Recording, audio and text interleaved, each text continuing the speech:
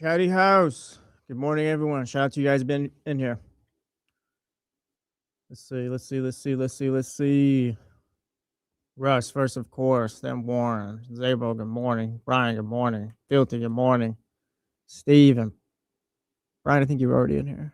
Yeah, good morning to you guys. Your favorite basketball team keeps winning. It might not matter, guys. Don't worry about it. Might not matter.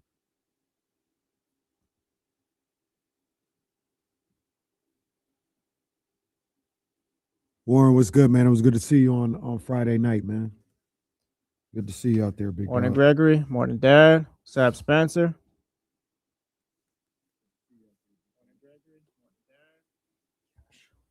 We love when we check the stream and the sound works. It's damn, that's a couple times it doesn't. Does it freak you out forever? What's up, Tyler Jennings? Jalen?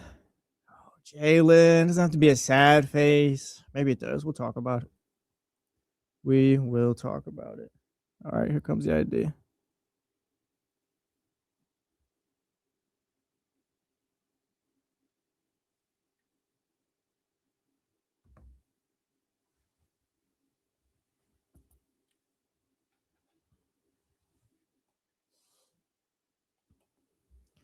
Yes, it is. Good morning. It's The Jump on ESPN 1320 with Kyle Madsen and Jesse Tapia, although Kyle Madsen's still in Japan, finishing up that trip. And he's got a couple more days. Casey's in here with me. Yeah. Shout out to you if you listen on the radio 1320 AM. Shout out to you if you listen on your HD radio 98.5 HD2.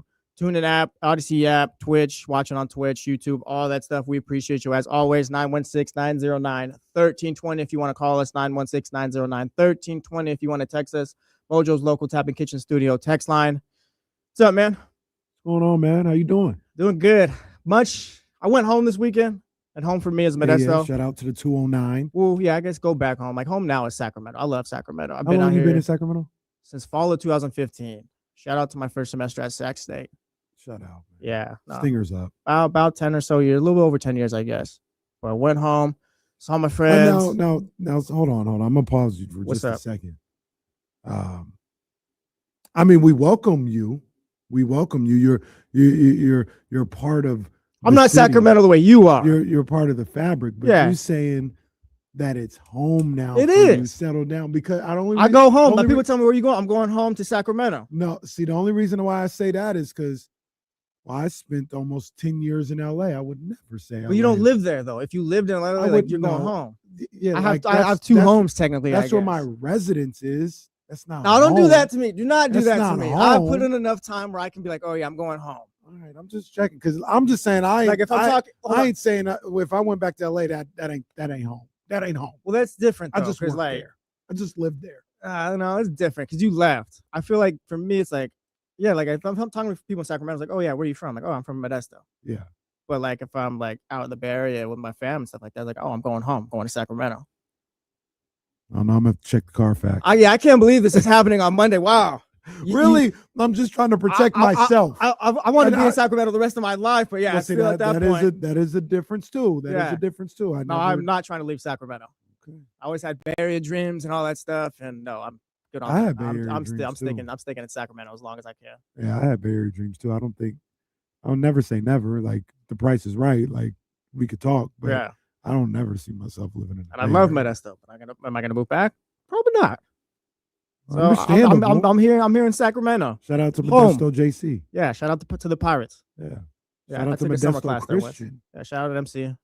Always been tearing it up. And shout out to the Sacramento Kings. Hey man, they cooking. Won back-to-back games over the weekend. Winners have 4 of their last 5. Ooh, and boys on fire.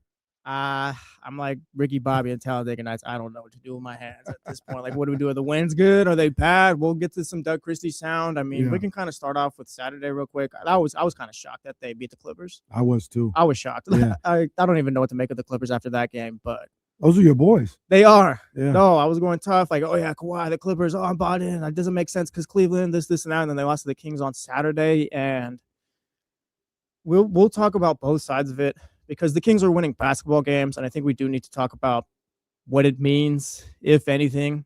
I mean, It could be marginal. It could be whatever you want it to be. We'll talk about that. But I mean, yeah, just for the game itself on Saturday, you figure the Clippers are playing as good as they are. Yeah, they'll run over the Kings, and the Kings were kind of in control most of their game. It felt like. Yeah, I mean, to me, the story is DeMar DeRozan, much like last night. Turning back the clock. Man, he has been absolutely. I mean, he's been doing it his whole career though. On fire, and he has been doing it his whole career, man. And his ability to score as easily and as consistently from his spots, always from his spots, wherever he wants to get to, he gets on the floor, is impressive. You think that's a lost art in the league right now? Absolutely. I think it's a lost art in a game of basketball, understanding where you're, first of all, establishing your range, your spots, and having the ability to get where you want to get whenever you want to. Like that's like you think back to Kobe hitting the shot against the Suns, you know, in the playoffs after he hit the two late game ones. He's just driving. Like I think it was a jump ball. I think Luke Walton won the jump ball, to be honest with you. Jump ball. Kobe gets the ball 75 feet away from the basket. And he's just kind of dribbling all around, dribbling, but he was probing to get to his spot. He was getting to the elbow, 15 feet away, and he was doing everything he needed to do because he knew there was a spot on the floor that he wanted to get to, that he was most confident being at and taking that shot at. He got there, drilled it, all that other stuff. Same thing with DeRozan every time down the floor. Yeah. You can't force him to get out of his office, as Mark Jones would say. And, yeah, that's absolutely a lost start in this game. Yeah, DeMar DeRozan, 18th all-time in scoring, 26,573, 95 points behind Dominique Wilkins, who's 17th with 26,668. So one of the all-time greats to ever do it. Yeah, dude tore it up, and I think he had 39. What was it? 40, I don't want to short change. Was it 39 or 43 yesterday? 41. Right in the middle. Right, of course, right in the middle. Yeah. Shut up, me. Get on both sides. But, yeah, shout out to DeMar DeRozan, tore it up again, and now the Kings have won 2 games. Yesterday against Utah, it was more of the same. I feel like, weird enough, Utah kind of gave them more of a fight than the Clippers did. Yeah, Utah looked like Utah was going to lose by double digits. Mm-hmm. And I was watching, well, for me, because of my weekend, the way my life is set up, I was watching the Kings game live. I was watching my boys on tape delay. On record, my boys. What it is at this point. So the Kings got the iPad treatment, and I had my boys in the DR. I had them on the big screen watching that game. I got a lot of takes, not a lot, but I got takes. I got takes on the WBC. Hey man, you guys don't get mad at me. Not happy this morning, but it's okay. We'll talk about that later on. We're gonna talk about the World Baseball Classic. We got plenty of Kings today, by the way. Believe it or not, even though the season's gone the way it is, we got plenty of Kings to talk about. I got pick Kenny's brain about this, about the college basketball stuff. Darius Acuff Jr. tearing it up, rising up the ranks. Man. You had a tweet yesterday, though. So, like I said, we're going to talk college hoops. We're going to talk the World Baseball Classic, and we got plenty of Kings. But I just say that to say, like, I was focused on the baseball game, and Kings were up 11, 12, something like that in the fourth. I was like, oh, they're going to cruise. Next thing I know, it's a 3-point game. I'm like, hey, what? The Jazz trying to come back and get back into this game, and maybe the Kings will – for those that want them to tank, find a way to have a good game, yet still lose. But that wasn't the case, man. DeMar DeRozan really made sure that wasn't the case with his 41 points last night. And you mentioned the tank. I kind of, I guess, go back and forth about where I'm at, about how, like, they're winning these games that have just passed up. Like I said, won 4 of their last 5, and they only had an 8-man rotation yesterday. Right. And we'll talk about it because we're about to play some sound from Doug, but it's kind of damned if you do, damned if you don't, I feel. So let's hear from Doug real quick. He talked about tanking, had to share his thoughts and all that. So let's run Doug Christie sound. Opinions on it. Do we get fined? No. Exactly. Or anything like that. Foul. It's like a Kings tanking or anything like that. But the league has made it quite clear that they think there's something that they need to do about it. They've obviously fined teams so far this year for certain games. Do you think, just as a basketball guy, it's something that is hurting the game, or do you not really have any opinions on it? Do we get fined? No. Exactly. Again, not about you guys. Okay. It's in general.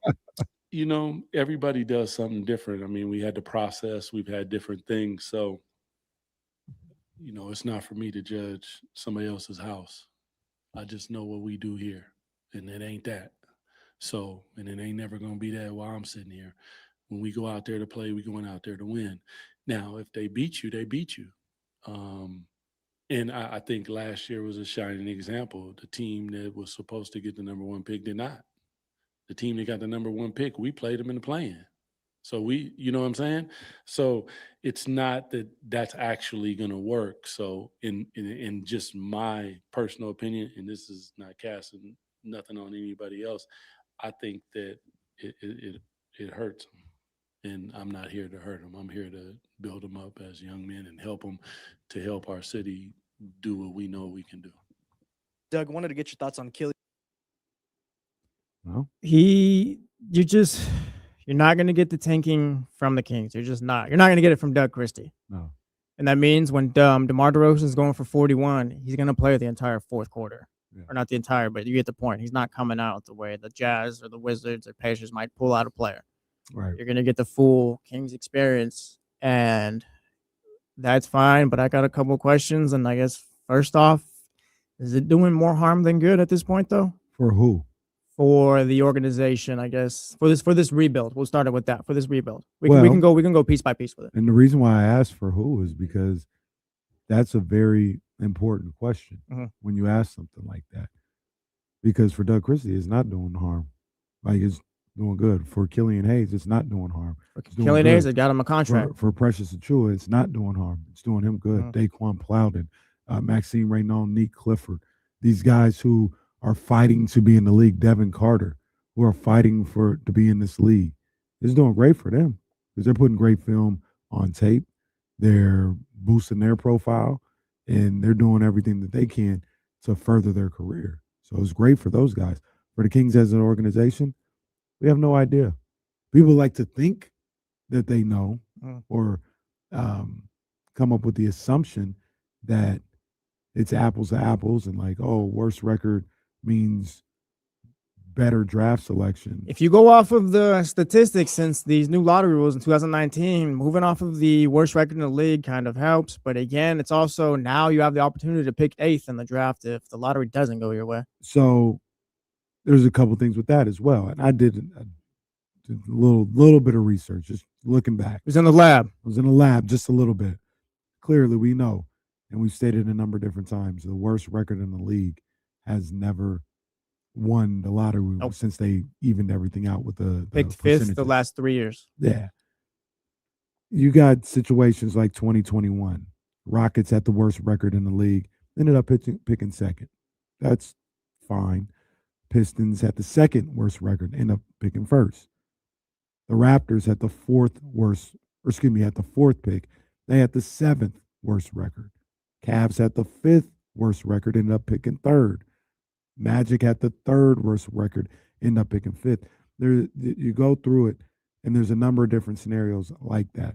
One trend that I did see over the last 4 years in something like this is in 2024, the Wizards had the 2nd worst record in the league, and they picked 2nd. That's the only time that those two things lined up.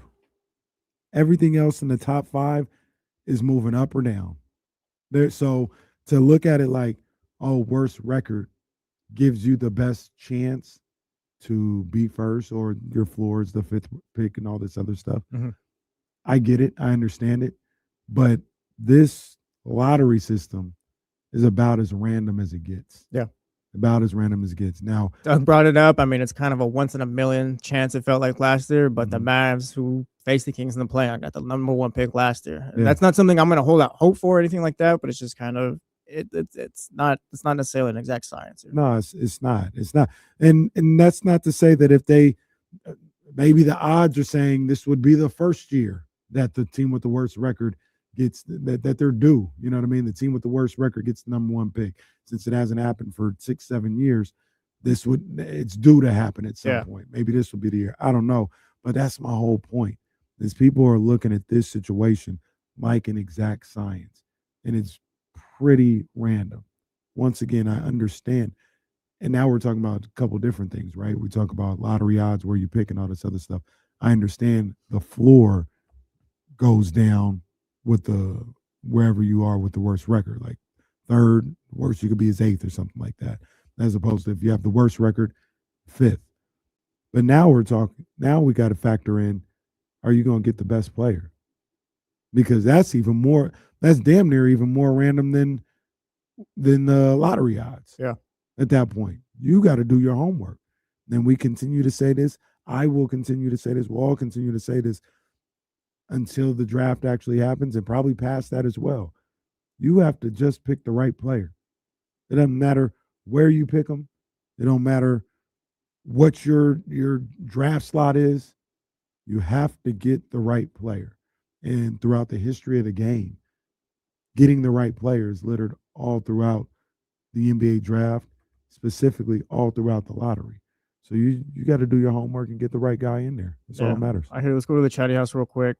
B Scogs in the chat says, got a shot at a young talent. Throws that in quotes. Way better than what you have now, and you're blowing it, Doug. All caps right there.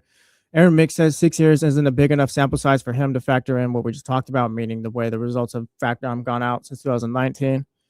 TCG says this is actually the year we should not worry. He says Kings getting a baller anywhere 1 through 8. Just let it play out and let the chips fall where they may. Pray to the hoop gods for good luck.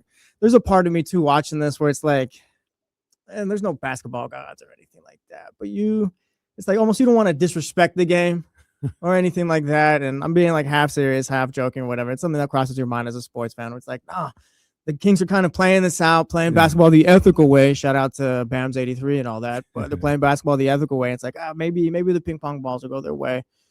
But I mean, I don't want to say it's split. I think more people feel like Aaron Mick than TCG in the chat house, where it's like, oh no, like you're ruining your odds. Because I feel like every win now, as the season winds down on Twitter and just all around social media, you're seeing just the conversation get a lot louder. It was like, all right, you need to stop winning these games because now you're just going to turn an awful season into something much more horrible. Well, if we want to talk about percentages and odds, you're ruining your odds for the number 1 pick. Mm-hmm. You're not ruining your odds for a top 4 pick. Yeah. Like if that's how you want to go about it, you got the same odds 1 through 4. I'm pretty sure, even with the winning, that the Kings are going to be a bottom 4 team. Right now, I believe they're 4th, if not 3rd, but like they're tied in wins with the Pacers or the Nets. Excuse me, they're tied in wins with the Nets. Yeah, I think those 4 teams, the Pacers, the Nets, the Wizards, and the Kings, are going to be the top or bottom 4 teams record-wise in the NBA. I think 5th might be Utah. It is Utah. Real quick, Kings sit alone at 4th at 18-51. The Brooklyn Nets are 17-50, and then you get the Wizards at 16-50, and the Pacers at 15-53. And the Jazz have what, like 21, 20 and 48. 20 and 48. Yeah. So they're 2 games behind the Jazz. It might get there. It might get there. It is. I don't want to come off disrespectful or sound disrespectful or anything else like that, but it's a very casual, novice way of looking at it. Is just saying you have the worst record. That's what you want to get because that's going to guarantee you that you turn the franchise around. There's so many different elements that go into it right now. You know, like I said, draft luck, lottery luck, drafting the right guy, putting the right pieces around him. It's not as simple as just have the worst record in basketball and that's going to change your franchise. No, if it was that simple, I could get behind that. I could get behind that school of thought. But it's not. It's not an exact science in that way. There's a lot of components that go into it and a lot of homework that needs to be done by the organization, regardless of where you pick. Yeah.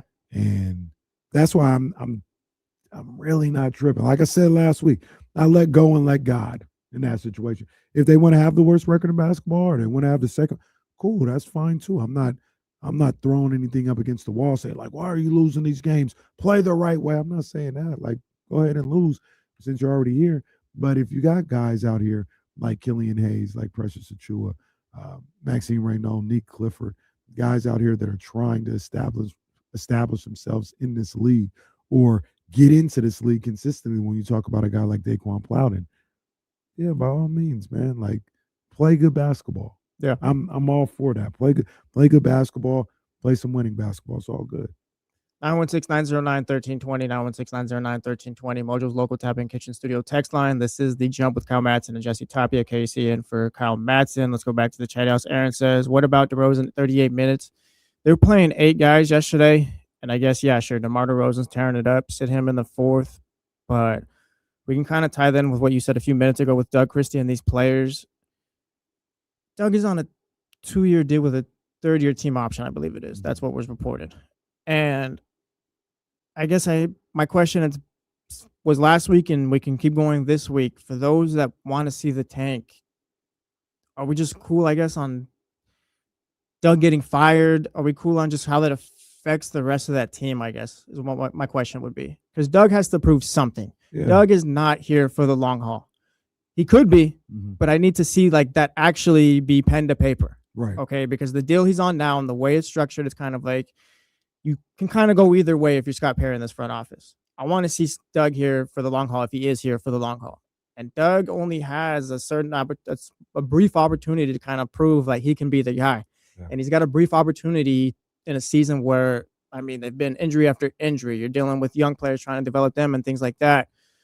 So if you want them to tank, are we just out on Doug Christie then? Because I kind of feel like that's what it is. I feel like if you want them to tank, then Doug, they got to lose, and I don't know how that benefits Doug or the players either. Yeah, and the other aspect of this is I just asked what the other side of it is. Then this guy's career, it's his resume. I mean, Coach Fizdale talked about it a week or two ago when he was talking about they had a plan in place. Like Scott Perry was the GM. They had a plan in place. We were going to tank. We're going to get a high draft pick and and all this other stuff. And Coach Fizdale talked about how he sacrificed his record and his resume in the name of the plan that they had. And then like a year or two later, other guys come into the organization and they have a different vision and a different plan. And Scott Perry kind of gets pushed out. Fizdale gets fired. And all of a sudden, that's on his permanent record. Yeah. So that's an even different situation than what's going on right now. Some people would like to say, oh, get on the same page, give Doug Christie a 5-year deal, and like they're doing with Will Hardy in Utah, so they can get on the same page and he can tank and it won't affect whether or not he has to prove to win or anything else like that. You don't know who you might get in here after a year. Vivek or any other owner might be like, yeah, I'm kind of tired of this vision. Fire Scott Perry, get the new guy in. Now the new guy's looking at Doug Christie with a career record of 90 and 150. I mean, like, why is this guy here? He ain't no good. This is a completely I'm talking about it in terms of maybe a little bit of a drastic situation, but it's real. I just laid out a situation where that could happen. I go around and say, Doug Christie's trying to win games. Yeah. And I think Coach Fizdale said, I'm not saying this is why Doug Christie, because he saw that conversation and, he's going about it. But Coach Fizdale said in that story that he told, the one thing I wouldn't do is I wouldn't sacrifice my record in the name of a tank if I had to do it over again. Because now he's probably out of the league forever because of that. Doug is probably looking at it the same way. Like, first of all, he's a competitor. Everything he said there is just what it is. Like, he's trying to compete. Second of all, I'm trying to establish myself as a coach. I don't have time to sit up here and say, oh, because Doug doesn't have the evaluation period that for this that Scott Perry has for everyone else. Right. Doug is being evaluated. Absolutely. And if that results in winning games, Doug isn't going to apologize for that, nor should he in that situation. Like I get like what everybody is concerned about. Aaron's concerned about. I understand it. It's not a foreign concept to me, but I also think those people aren't looking at it the other way as well. Like, these are people's careers that they're trying to establish, and you've got to understand that he can't put all his faith in a tank because you want that or you think that's the way to go about it. He's got to do what's best for him and his career and his players. He told you, he said, I don't think it's good for the players. So the players that are here. So he's got to go by what he believes in that situation. Shout out to the 916-909-1320 Mojo's local tapping kitchen studio text line. Shout out to the 916. I was at the game last night. It would be hard to lose to that Jazz team, they say. No, the Jazz they were locked in. They were locked in on what they were trying to do last night. Shout out Jacob in the chatty house. This is where I want to go with this next. Jacob says, issue is organization and coach are not aligned. Every other team that's in this place is doing what's right for the organization. Doug is doing what's good for him. I'd argue Doug's doing what's best for him and those players, but piggybacking off of that point, the Wizards have Brian Kiki. He's going to be their coach. He's going to help them see it through with the trade, the young, maybe Anthony Davis roster and all that. But point being, he's going to be their coach. Jordy Fernandez is the Nets guy, it seems. We'll see what the next couple of years look like. I mean, I don't know what the Nets are really expecting out of Jordy, like maybe for them to start competing more next year. But point being, it seems like they're kind of aligned, and Jordy's the guy. Mm-hmm. Rick Carlisle is solidified, one of the greatest coaches of all time. Rick Carlisle is probably with the Pacers until Rick Carlisle says, I'm ready to retire. Mm-hmm. And the difference here is that it's just, you're not on this. Doug Christie's not that.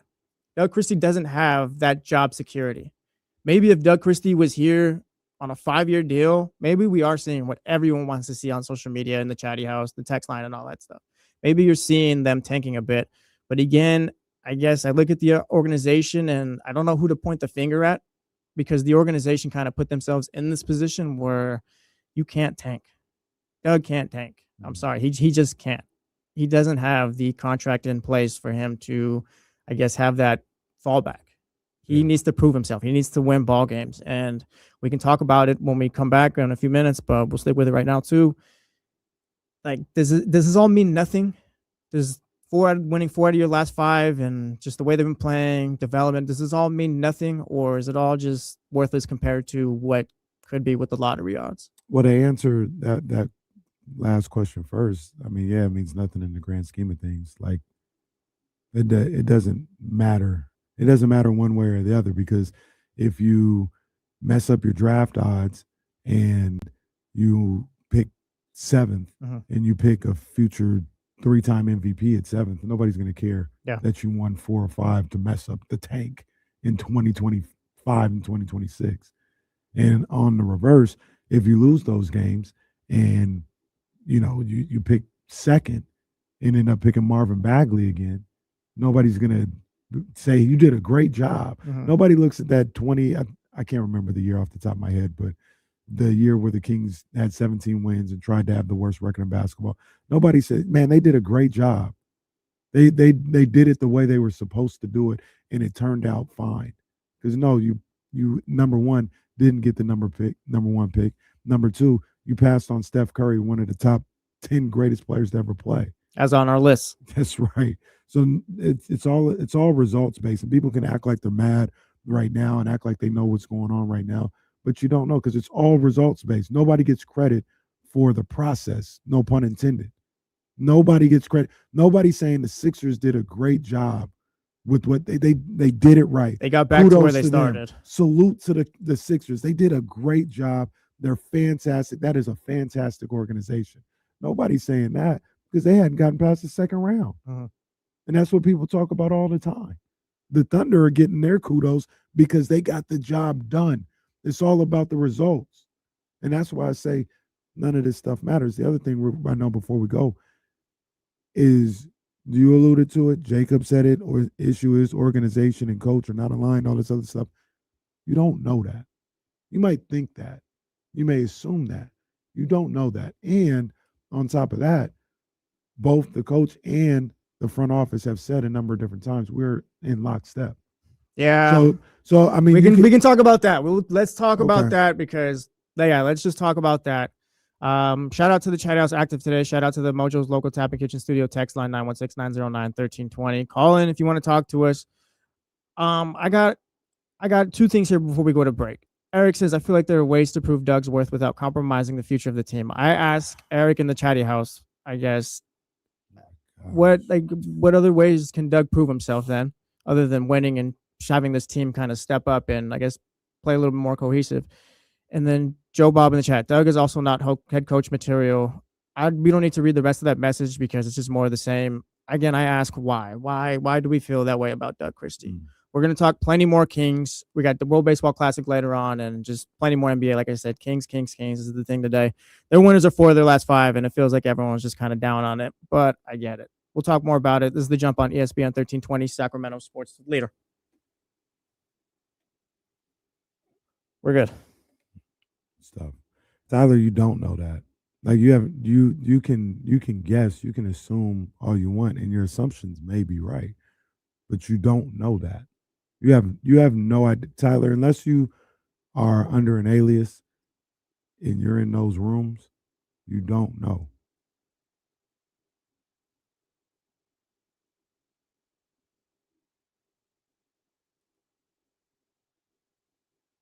So the fact that, like I said, the fact that you're arguing that you know makes no sense to me. You don't know. You can say this is my educated guess. These are the reasons why, and they may be valid reasons. And I'm not here to say that they're off base, because you could be 100% right in your assumption. I don't know. I have feelings. I think that I can come up with what's going on or anything else, but you don't know. You don't know. No, I see you, TCG. I see you too. Tyler, and they got Joel Embiid. What did that get them again? It's more than, I guess, I don't know. Like, I hear you. Yes, you got Joel Embiid, but it didn't really lead to any results. And not saying that Joel Embiid's bad or anything like that. Again, that's why I kind of preface it like I'm not trying to diss him or anything like that, but it's like it's more than just, I don't know, it's more than just that. And Tyler, what pick was Joel Embiid? He was the number 3 pick. He was 3rd. It's Jahlil Okafor 1. Jahlil Okafor 1. Ben Simmons went 1. Passed on Cat, who was 2, I think. Yeah. Markelle Fultz, number 1. Uh-huh. So, did the Kings win yesterday or Saturday guarantee that they won't have the number 3 pick? Nope.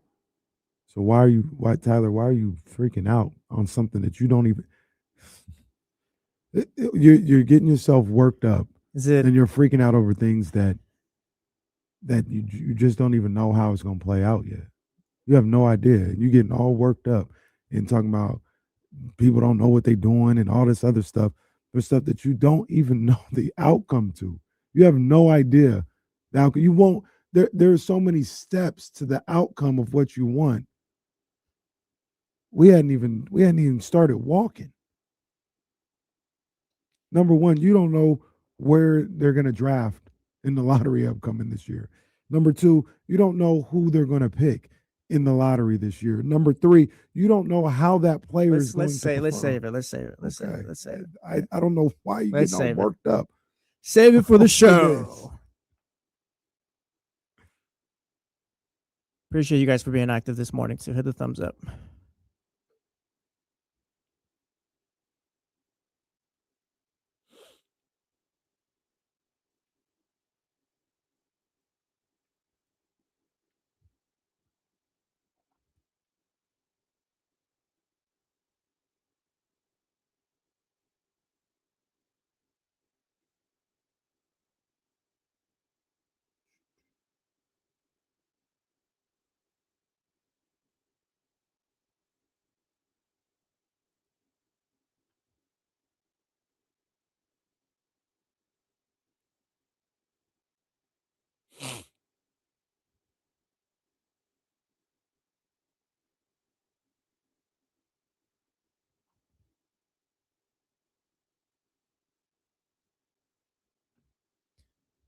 Madrid and Raider fans in the chat house, are you guys going to hate the Ravens for like multiple years? How long is that going to last for? I get it. Why? Well, because aren't they happy Max Crosby's back? I don't know. It kind of depends. Like, you did miss out on 2 first-round picks, and that was going to be big for the rebuild and things like that. And it seems like the Ravens just kind of got over on everyone, and the Ravens did everyone dirty. It feels like yeah, maybe you're still going to be fine with Max Crosby. Point being, they did you dirty. So it's like, I'm just asking, how long does that go? So I got over the Clippers not taking Marcus Smart. Like, that worked out for me. I'd like to know, like, clearly, like, because can't have both. So would you rather have Max Crosby or the 2 picks? That's for the Raiders fans. Like if you say, because they all year they talked about how great Max Crosby is, and he is great, and he's better than this defensive lineman and all this other stuff. You were able to keep him. Steven says the picks. Which is easy mood says Raiders. I'm happy Crosby stays with us. Not wasting my energy on being mad at the Ravens. Yeah, I mean that's the way some people look at things. They rather have the picks. I mean, you don't know who these players are. About 5.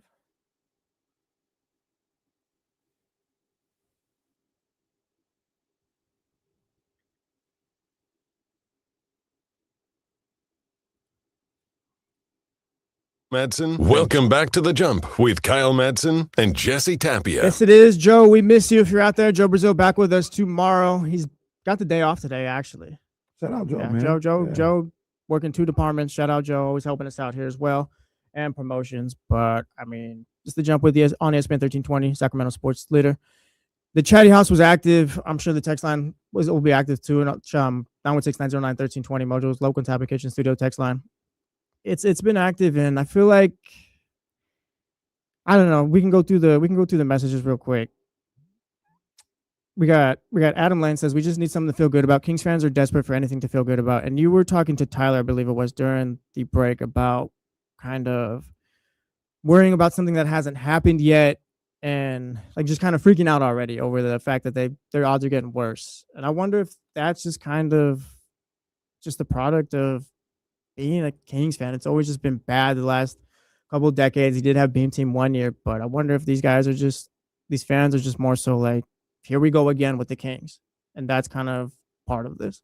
Understandable. And like I said, I don't want to. Because you're going into a year with like Darren Peterson or AJ DeBonston. We'll talk about those guys a little bit later on, as well as Darius Acuff Jr., Cam Boozer. Like everyone's kind of tearing it up. And it seems like this is great draft. But now in a season where seemed like you were kind of headed to, I mean, at the worst, get an Acuff Jr., like I said, 5th pick at worst, if you had the worst record in the league. You kind of headed that way. And it's like, all right, well, there's something to look forward to given how bad the season has gone. And now you get towards the end, it's like, oh my gosh, yes, they've won 4 out of 5. Now they might pick 8th. And it's just, again, maybe it's just kind of like, oh, here come the Kings again. So that other James says in the chat, yeah, super jaded will always be until we get our first chip. I mean, so I'm just a different type of individual, and I'm not saying I'm better or one is right or wrong or anything else like that. But if you're always concerned about the worst case scenario happening, and because like, oh, we're the Kings, so like this woe is me, like we're the Kings, it's always going to be bad and all this, then why even follow it? Because nothing's going to work. Well, like if that's your outlook, do it because you love it. But if that's your outlook, that nothing's ever going to work because it's the Kings and we never get it right, then what does it matter where you pick? Because you're going to get it wrong. If that's your mindset, if that's your outset, that it doesn't, it's the Kings, just always being the Kings, then you'll get the first pick and get that wrong too.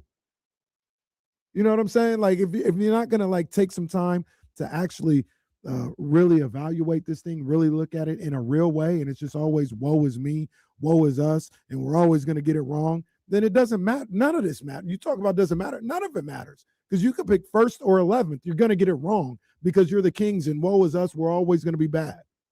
If that's your mindset. Once again, not saying you're right or wrong or I'm better or wrong or nothing like that. But if that's the mindset that we're not going to actually look at this thing and say, hey, if we pick 5th, what players are around there? And I think this guy is good. We could do this.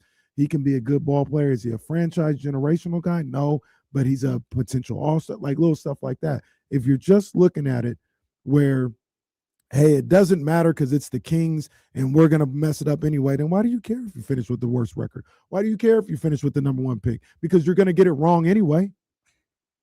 That's a great point. And I guess their answer in the chat house can answer 916-909-1320 if you want to call us. Mojo's local Tapia Kitchen studio text line as well.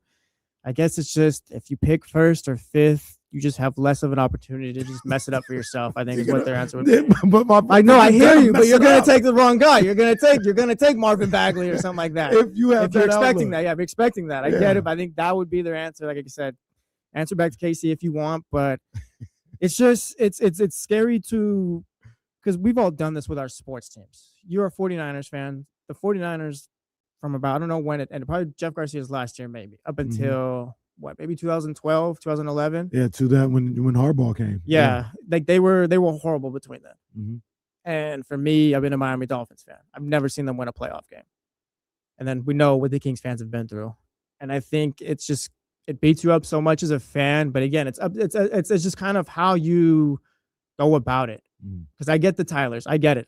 There's been at points with the Dolphins, like, yeah, they're never going to get it right. What am I even doing here? Blah, blah, blah. But there's also times where I'm like you. It's like, oh, they got John Eric Sullivan, new GM. It's like, see this through. It's a new guy. Maybe he's not the one to mess it up. And I think that's kind of up to fans, the approach they want to take. Scott Perry's here, and he's probably going to be here for 4 to 5 years. And again, I've said it multiple times. I'll say it again today. If this whole thing is kind of dead set on they need a top 3 pick or even a top 5 pick, and if not, it's all cooked, then just get rid of them now. Yeah, that's kind of where we're at. Because again, like you said, this is a great draft. And like I said, we'll talk more about it later on. But the Kings could come away with a very good player. I have it take them. We can throw it out there now. Like if they don't land a top 2 pick, that's fine. I need to be talked into them picking 6 through 8. Okay, I need to be talked into that. I'm not saying tank, but I still need to be talked into that. Okay. Maybe you can talk me into that later. But I think I'd be pretty happy if they still ended up 3 through 5, just given the way these guys are looking and all that stuff. I mean, there's some really good players down to like 12. Where again, there's some really good players, and there's, in my opinion, there's only 2 to 4 guys that are true franchise changing players. And when I'm not talking about just like, well, for example, Caleb Wilson.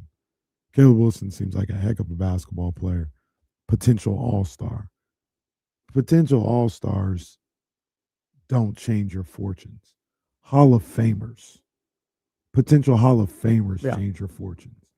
So if you look at Caleb Wilson, then some people may look at him like a potential Hall of Famer. I don't. I think he's going to be a really good basketball player. That's not going to change your fortune. That's not going to change your life. There's like maybe 2 guys. And this is like super projection. Like when you talk about that type of stuff, you're talking about Wemby. I look at Cooper Flagg maybe as a Hall of Fame, a potential Hall of Fame type player. Though you don't have 1 or 2 of those guys in the draft, and you don't have 1 or 2 of those guys in every draft. Yeah. You know what I'm saying? AJ looks like he could be that type player. Could be.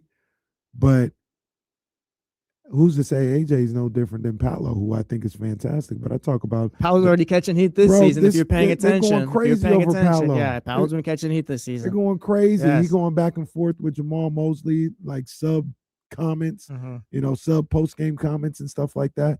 I think Paolo is great, but once that money hit a little different, then all of a sudden people start looking at him different in his game and all this other stuff. I say all that to say, you guys, I understand wanting the top pick and having that opportunity. I want it too. I want the top pick too. I get it. I get wanting that. But getting worked up and getting freaked out over things that, number one, haven't happened yet, and number 2, you don't even have any idea what the outcome will be. And we have been just talking about, this is The Jump, by the way, ESPN 1320, Sacramento sports leader, Kyle Matson, Jesse Tapia, KCM for Kyle Matson. We have been talking about the worst case scenario for 42 minutes. This has been Chicken Little, the sky is falling for 42 minutes. Dog, people are freaking out. Tyler has been in the chat, and appreciate you, Tyler, for checking us out. Always appreciate you guys being active. He's freaking out over these wins, and the Kings still have an opportunity at the number 1 pick. The Kings still have an opportunity at a top 3 pick. It's glass half full, glass half empty right here. Nobody knows how this is going to turn out, and people are mad. Like that's why I'm just perplexed. Like I understand it, but I can't relate. I can't get it's just not something you do as a fan. As people are about some. Number one, it's not even done. It's not, let me rewind it back a little bit. The season's not even done. You might lose the next 15. Well, they don't have 15 left. You might lose the next 13 games. Indiana might win 6 or 7. I think all of that is highly unlikely, but it's not set in stone yet. Yeah. Then, once the season is over and we got to worry about the lottery, you might get the number 1 pick.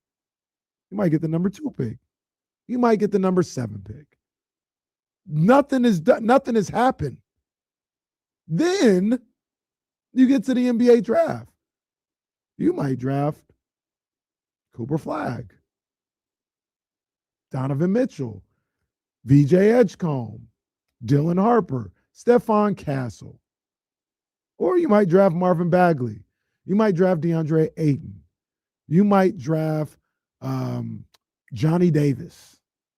You might draft Nick Stauskas.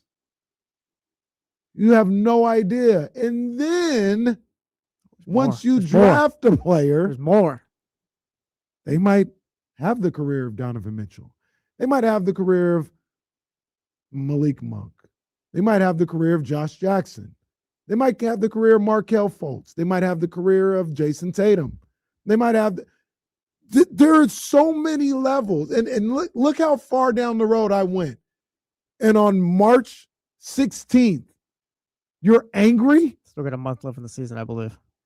You're angry because they've won 4 or 5? Did you see how many steps and how many years I just went down of unknown, from weeks to months to years of unknown, and you're angry on March 16th with 13 games left in the season? I don't understand it. Or no. I take that back. I understand. I can't relate. It's baffling to me. I'm speechless after that speech you just gave, but I mean, yeah, you're not wrong. I leave the Clippers game and I'll play the role of the fool, I guess. It's like, no, that was a good win by Doug and the Kings, beating the Clippers. Okay, because we keep, and we can talk about this as well, but they keep doing the whole bad team, you're winning against bad teams. Okay, and we were playing that game for a while. They beat the Clippers on Saturday. Is it all just like, again, I asked it last week, is it all just completely meaningless? Are you telling me that everything Doug Christie is doing right now, the way Maxime right now has been playing, the way Precious Achiuwa has been playing, everything that they're doing, and again, it doesn't help your lottery odds. We can acknowledge that. Mm-hmm. But looking at just what they're doing there, the guys that are there in there every day, is it all just completely meaningless? Like what Doug is doing, it doesn't make him a better coach. It doesn't make you think like, oh yeah, maybe he can do this or anything like that. Like, should Doug just be losing and just lose? You don't establish a culture. Like, is it all just completely meaningless? This is all just for nothing. Well, it's interesting you bring that up, and we got our guy TC who's in the chat. We might hear from him later on today as well. But he said it's all about developing and establishing learning habits. Whoever falls to the Kings at that draft selection, it is what it is. That's the interesting part about why people are upset, because outside of 1, maybe 2 players, this is like the young guys are playing, right? Like, yeah, no, they're playing. Neek is playing. Maxime Renault's playing a lot of minutes. Dylan Cardwell came back last night. Daquan Plowden is a 2-way guy that's playing a bunch of minutes. Isn't that what everybody wanted? They wanted these guys playing because it would develop them, right? Like, and do you want them to develop into losing players, or do you want them to develop and learn how to win, learn how to see success on the other side of the hard work that they've been putting in, or some of the tough lessons that they've learned along the way? I'm a firm believer at some point there's got to be a payoff. Yeah. And maybe somebody saying, well, let the payoff be 3 years from now and then they can start winning. Sure. But outside, obviously, I understand DeMar DeRozan's playing a lot of minutes. Russell Westbrook played the minutes on Saturday. But outside of those two, it's not like you're going out there and like, hey guys, we brought Keegan back and we're gonna let him play, even though he's another guy that probably needs to develop. We brought Sabonis. I know he was out for the season, but Sabonis wants to play. We brought him back for the final 13 games. Zach LaVine, same thing. And now let's win 6 or 7 with the starting lineup of Sabonis, LaVine, DeRozan and Westbrook. Like, no, that's not what's happening. It's the young guys that you guys wanted to see playing all along, playing games and starting to see some type of results from the work that they put in this year. Yeah. And I don't think you can have it both ways. You can't scream and yell for the young guys and you want them to develop and you want them to get the opportunity and learn how to play and learn how to win, but then be mad when they're actually winning games.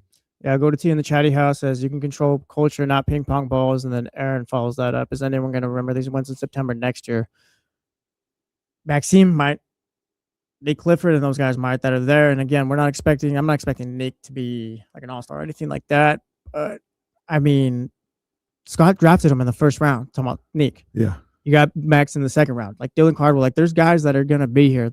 And they're not going to be the AJ DeBonstas, the Darius Acuff Juniors, or anything like that you're going to be expecting to lead your team. But you do want to establish something here. And I think for Doug Christie, these wins mean something for him. Mm-hmm. If Doug was just losing out the rest of the season, and again, we can argue over what this means and what it doesn't. But point being, the Kings look better now today than they did 2 weeks ago, 3 weeks ago. Yeah. And that might not mean anything to Kings fans, but I think it means something for Doug Christie. So, I mean, good on him. But point being, it's like it means something for the guys in the locker room. And maybe for broader picture, like, yeah, it's going to hurt your odds and things like that. But we've been talking about it. You've been saying it all show. It's just we're scared over worst case scenario right now. Right. Scott still has to do his job, and it's a simple way to put it, but Scott just has to get the pick right. Would I like to see them have better odds at the top pick and just to maintain a top 5 pick? Yes. I check the standings after every time they win. Mm-hmm. It's just we all want that because it'd be for the best. But also, guys just have to do their jobs. And I know that's not the best radio thing to say or anything like that. Maybe we should be yelling at Scott Perry and how he should be talking to Doug. Sit DeMar DeRozan for the fourth quarter and do all these things, but that's just not going to happen. They're not going to do that. Doug talked about it. As long as he's the guy there, they're going to try to win games. And I think when you see guys like Tyler, and shout out Tyler, he's been active today. Shaddy has been active, 916-909-1320, Mojo's local tap and kitchen studio text line. I think guys like Tyler are already out on Doug Christie too. I mean, and that's just, that's fair too. Where you're just completely out on everything going on. So it's like, yes, lose. But I think if you still have any thought that Doug could be this coach, it's tough to want to see him lose, I guess. Man, that's fine. Like I said, I can understand people like Tyler and others, but like you talked about, like maybe it's not the radio thing to do. We're not going to do no fake outrage. Like we're not going to do no fake outrage. I want them to have a top 5 pick. I want them desperately to have a top 5 pick, but it's just I want them to playing have basketball. I want them to have the number 1 pick. Yes. Like if they could get that'd be great. I'd love for them to have the number 1 pick. I want the opportunity to draft an AJ or a Darren Peterson or Darius Acuff or Cam Boozer, whoever you think should be the number 1 pick. I want them to be the number 1 pick. But the reality of it is the lottery hasn't happened. Why am I going to get angry over something that hasn't happened yet? And I have no idea how it's going to play out. Mind you, I have no clue how this lottery is going to play out. Yeah, neither of us is a fortune teller on the show. I'm sorry. We can maybe get one during the summer or before the lottery. Maybe we do that. Yeah, I have no clue. So why am I going to be, like I said, we're not going to get here and have fake outrage. And I know it's the odds, all this other stuff. We hear you. We just talked about how the only time the odds stayed exactly how they were supposed to stay was in 2024. The Wizards had the second worst record. They ended up with the second pick. That's the only time in the last 5 seasons, the last 5 lotteries, where the top 5 hasn't moved up or down in some form or fashion. People have fallen out at the top 5. People have been at the 7th worst record and got the second pick or whatever. Like that's the only time. It is so far, as we've seen it so far, it's a complete crapshoot. Now you could say, Judge, you can feel based on the Kings' history and how they, oh man, it's gonna end up bad for us anyway. Yeah, and I can understand that. They have the worst record. I've seen the Kings, not in this format, but I've seen the Kings with the worst record end up with the 5th pick or the 4th pick. I've seen that happen. I've seen the Kings actually, to be honest with you, a couple times in this window in the last 4 or 5 years move up. I've seen them move up more than I've seen them kind of get screwed in the lottery system. So I get it.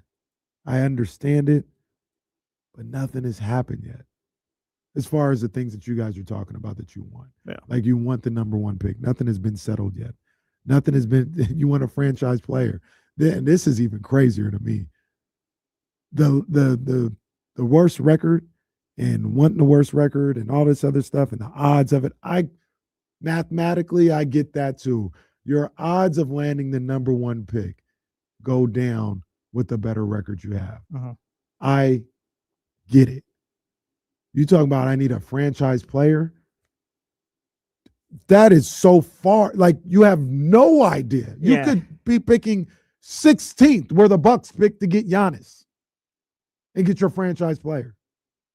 Like that is so far removed from whether or not we know that's actually happening with this draft or not. SGA was drafted 11th and then traded to OKC.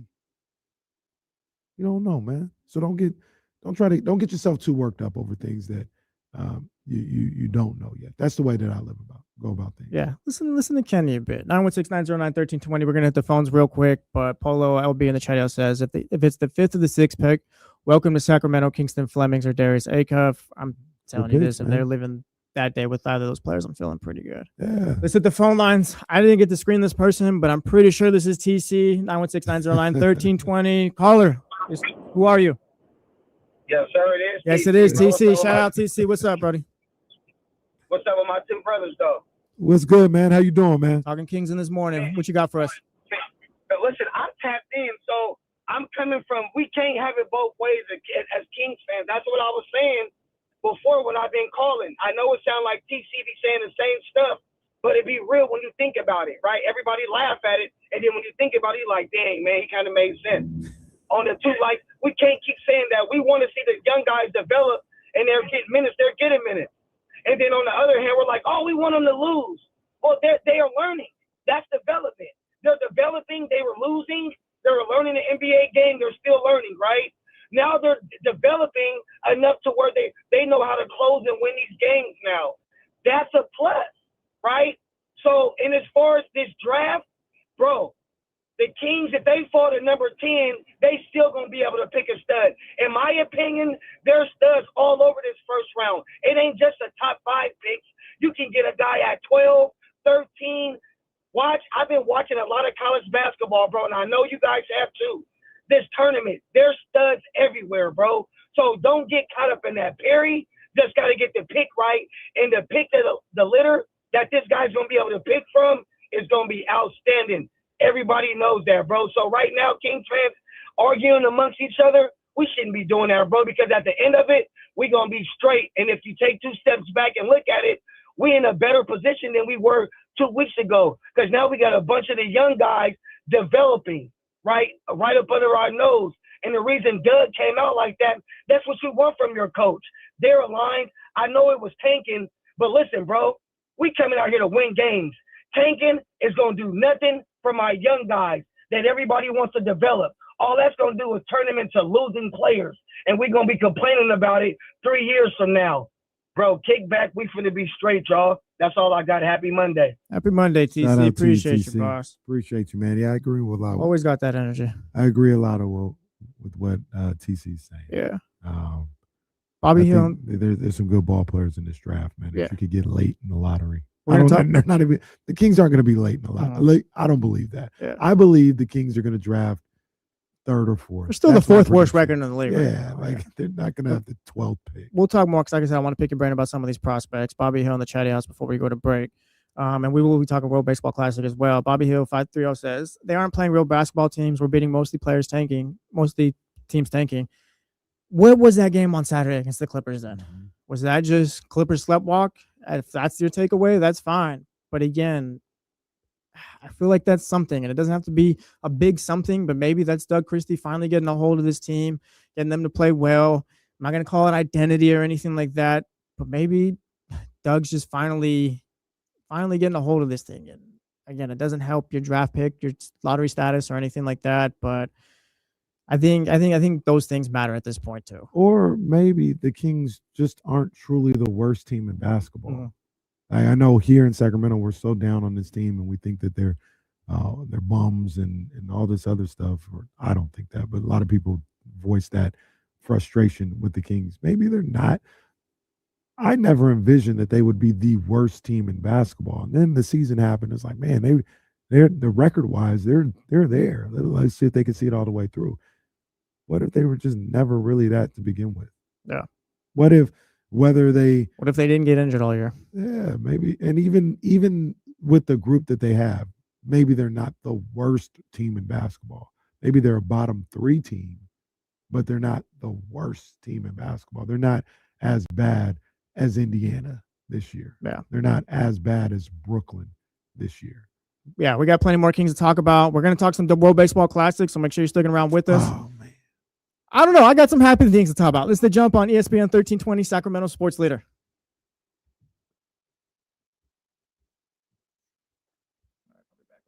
Yep.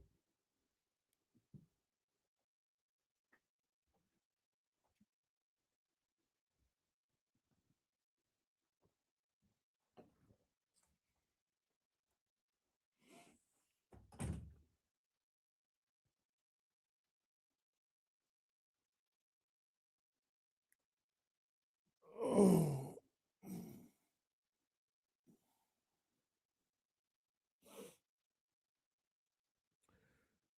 Yeah, I'm not trying to tell. I'll leave this for the radio.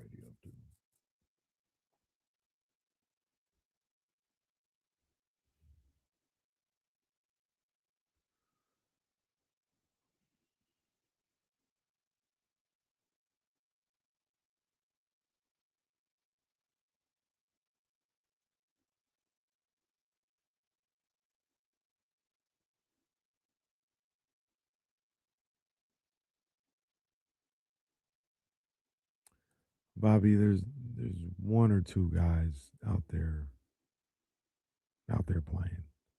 I'm talking Westbrook and DeRozan.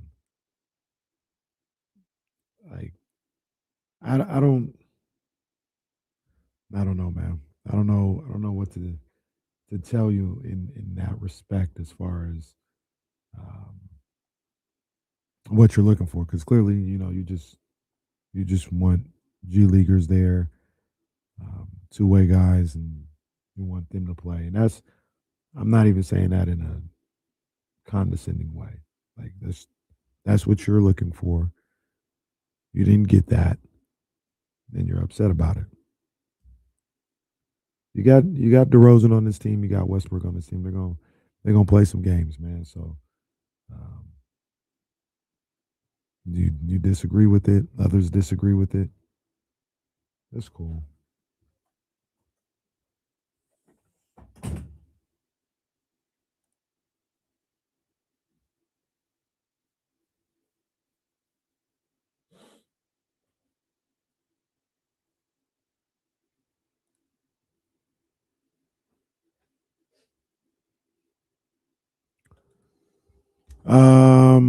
Man, this went back and forth a lot earlier in the season, but for me, out of those two, is Darius Acuff. Kingston Flemings is really good. I really like him, but Acuff, he fits the mold of the type of point guard that I like personally.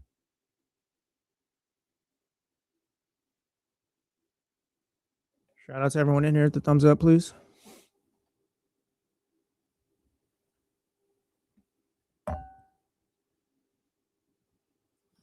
The Browns exist. Well, the Columbus Blue Jackets exist. I would say another team, but that would sound like hate, and people would get all upset and what color do they wear, Kenny? What color do they wear? Typing things or whatever. Black. Kenny hates They're in the consideration at least. I'm not gonna argue with you. I mean, my team isn't there. I wouldn't go there.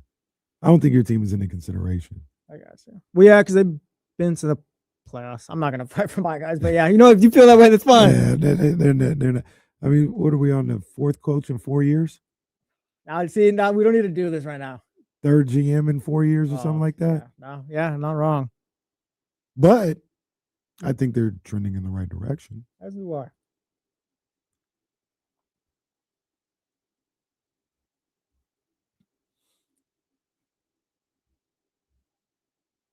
Rust Dog indirectly talks about another franchise that's in the rankings. Yeah, Jets are there too. They own the longest playoff drought right now. Yeah. Shout out Rust Dog as well. Yeah, Justin Fields is going to the Chiefs. Well, for Justin Fields is as good as it can get right there. You're going to save whatever your career's left. Oh, little brother, that's a good one. The Rockies stink. The Rockies are awful.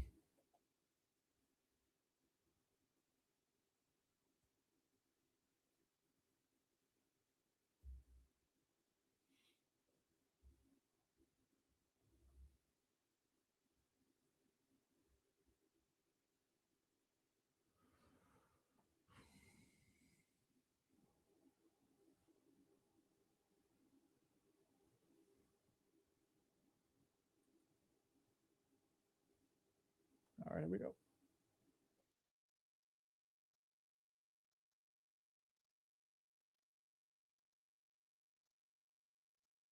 Welcome back to The Jump with Kyle Madsen and Jesse Tapia. Sky's been falling.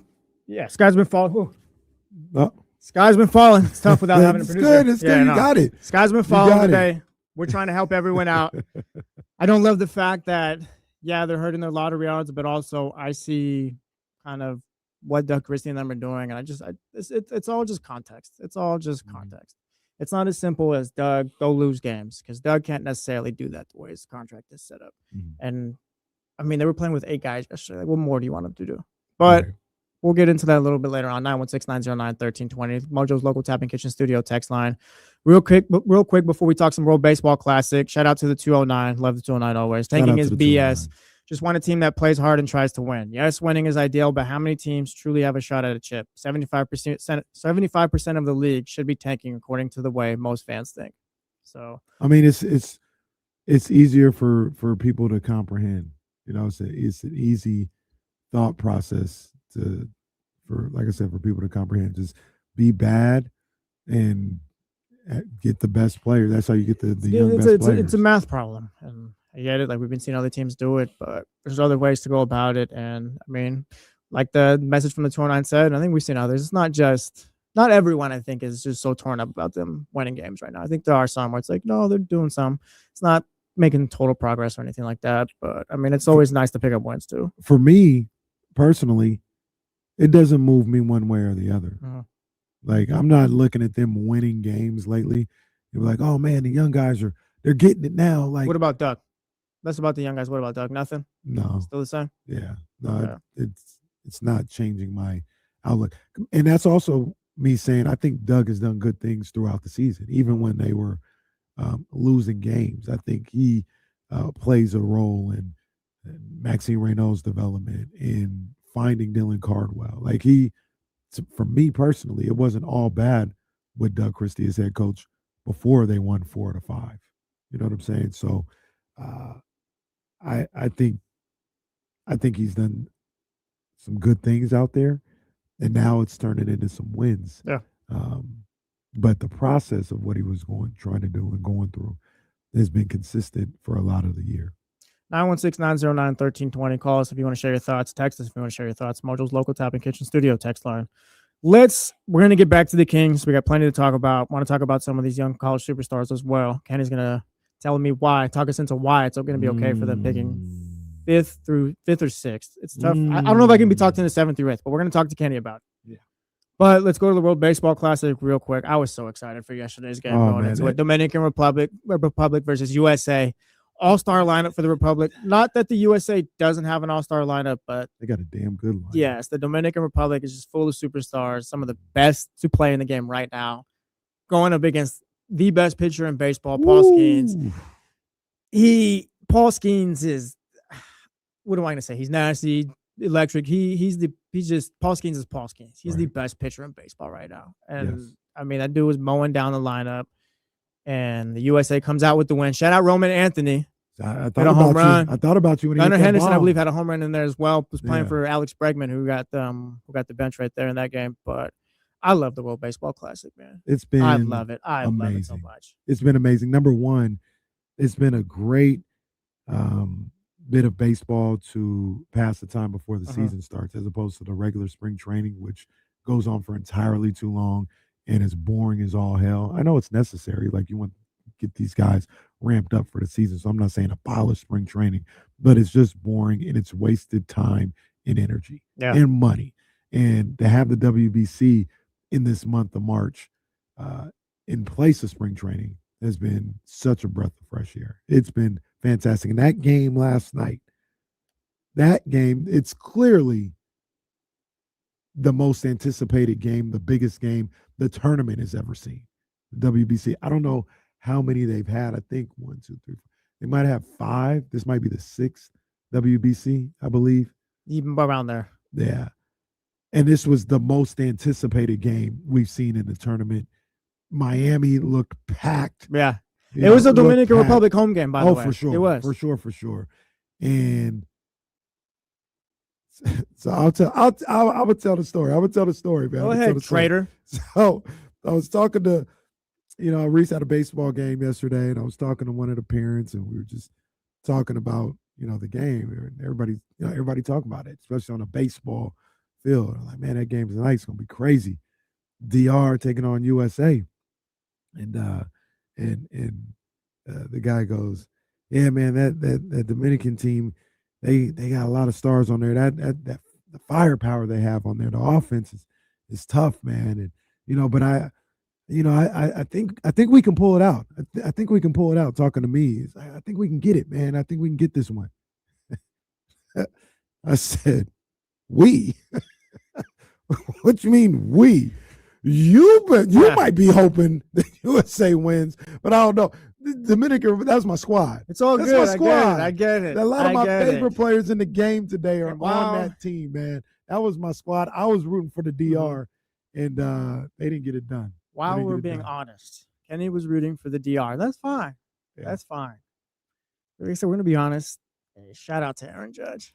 Thrown out. Wait, my boy. Shout out to Team USA's Aaron Judge. Come on, my boy. 209's finest. Oh, now you claim him. Shout out. We always claim him. Oh, now you claim him. And that's the thing. That's the thing about the 209. Okay, we just talk truthfully. All right, in October it does get a little weird. But point being, shout out Aaron Judge. Threw out the tees. I knew as soon as Judge fielded it too. As soon as he fielded it right, it's like, don't go to tees because he's gonna throw you out. And it wasn't even close. It was a rocket. Shout out Judge. Played well. Shout out Team USA heading to the final. I got to say, though, yesterday, I think, finally turned me to the other side.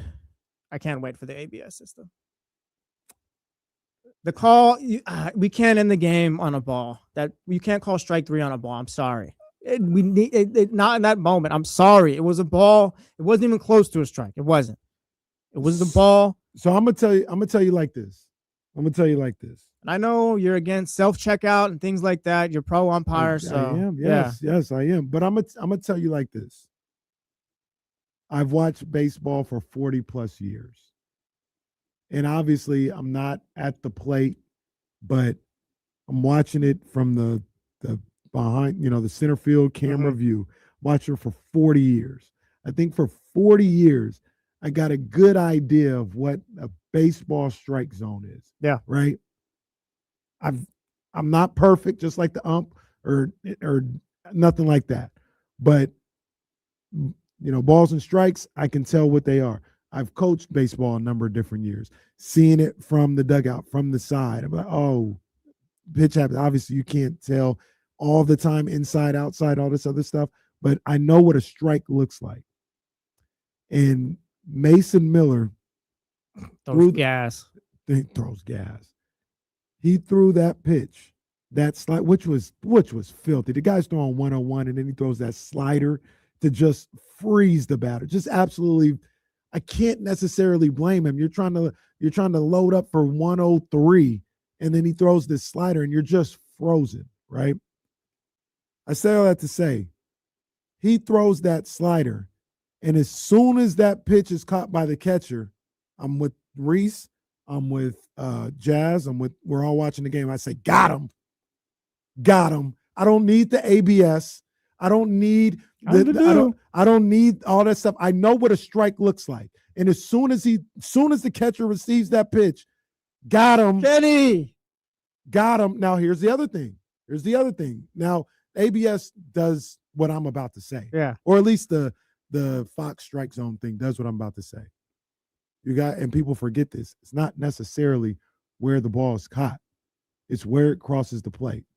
And once again, I've watched baseball for 40 years, and I'm looking at that pitch as that's where it's crossing the plate. Crosses the plate. If we're going off Kenny's rule, that's where it's crossing the plate. Crosses the plate. That's right a there, strike. yeah. That's a strike. At worst case scenario, that can go either way. If you call that a ball, I understand it. But as soon as I said it verbally, got him. Damn. Because I was going for DR. Yeah. I said, got him. And yeah, it looked like a strike. Baseball. It looked like a strike to me. I hear you. That's fine. You see it as a strike. I thought it was a ball. I thought it was tough because, again, it's close. And, I mean, there's the rule. Little brother in Chatty House right here says taking that pitch was insane, too. I think Mason Miller was sick on that. We hear, like, just playing baseball growing up. Oh, 2 strikes. Hit anything close, blah, blah, fouled off. But, again, these guys are professionals, and their eyes are kind of trained for, like, a certain strike zone and things like that. But, I mean, it was to me, it was a bad call. I'm not going to be like, oh, the World Baseball Classic has been ruined or anything like that. It's fine. USA is off to the final. ABS is coming, so I think that'll help as well. But like I said, I've loved this tournament. I don't ever want to see it. I don't ever want to see the Olympics, baseball in the Olympics. I want baseball to have the World Baseball Classic and just kind of keep building off of this. I'm not sure the Olympics, the coverage and all that will appreciate it the way, I guess, we do, like true baseball fans. I'm not sure how much the casuals have been tapping in, but like, I don't want to see the DR versus Venezuela or something like that. Insert random game like on CNBC or just like I want the World Baseball Classic to feel important and all that. And I feel like if you move baseball to the Olympics, I'm not sure it will because I'm just not sure it's going to get the same hype. I just want to keep building off the World Baseball Classic. I absolutely understand that. I think the World Baseball Classic has been absolutely phenomenal. Absolutely phenomenal. My only thing with the potential of it being in the Olympics is I think it could be the same thing. Think so? Yeah, it could be the same thing. Like if you think about it because we're not going to be going to Miami or anything like that. Like you're not going to get that. Like you made up the argument last week where it's like you get the fans all in one spot. Right. But I don't know. I just feel like maybe it's just something about the cultures all kind of meshing like in that one like in Miami, just all around the country. Maybe it's just kind of that's what I'm seeing. I feel like you could get that, but less of a version. I'll put it to you like everyone's kind of here. It's a little different.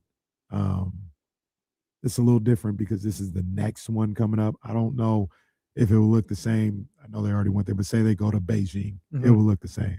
But can you imagine if baseball was in the 2028 Olympics in Los Angeles, what that would look like? That would be insane. See, that would be fire because it's here, I feel. I'm saying it's here. Puerto Rican fan base will be here. Dominican fan base will be here. Japanese fan base, Korean. Like that would be crazy. You would absolutely get the same type of environment that you just got in the WBC. But like I said, if you're having if it's in Rio de Janeiro, like is it going to be the same? You know, are you going to get and let's just keep it a stack. No disrespect to anybody else. I know the crowds in Tokyo were sold out. They look great and everything. Houston, they did a really good job. Mexico, when they played in Houston, it was lit or whatever. But the Latin countries, they make the WBC. It's a party. It's a party in the stands. That Miami quadrant where you got, this year they actually went to Puerto Rico, but traditionally you have like a combination of Puerto Rico, the DR, Venezuela, and Cuba all in one set, like in that Miami setting. Oh my God. That's the creme de la creme of where the locations of the WBC. And if you could find a way to get that in the Olympics, everything was straight. Like if you could get it in 28, if you can get baseball in there in 28, I think it'd be fire.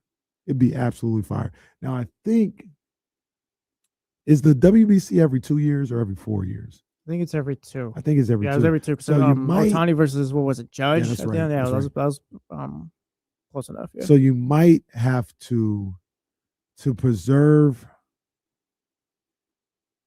what would be special about the Olympics. You might have to consider canceling 2028's WBC. Yeah. And not have just and just let the Olympics be the Olympics, and that would be fire. But yeah, I think it was great. I also want to touch on what you, Aaron Judge. Yeah, he threw it out.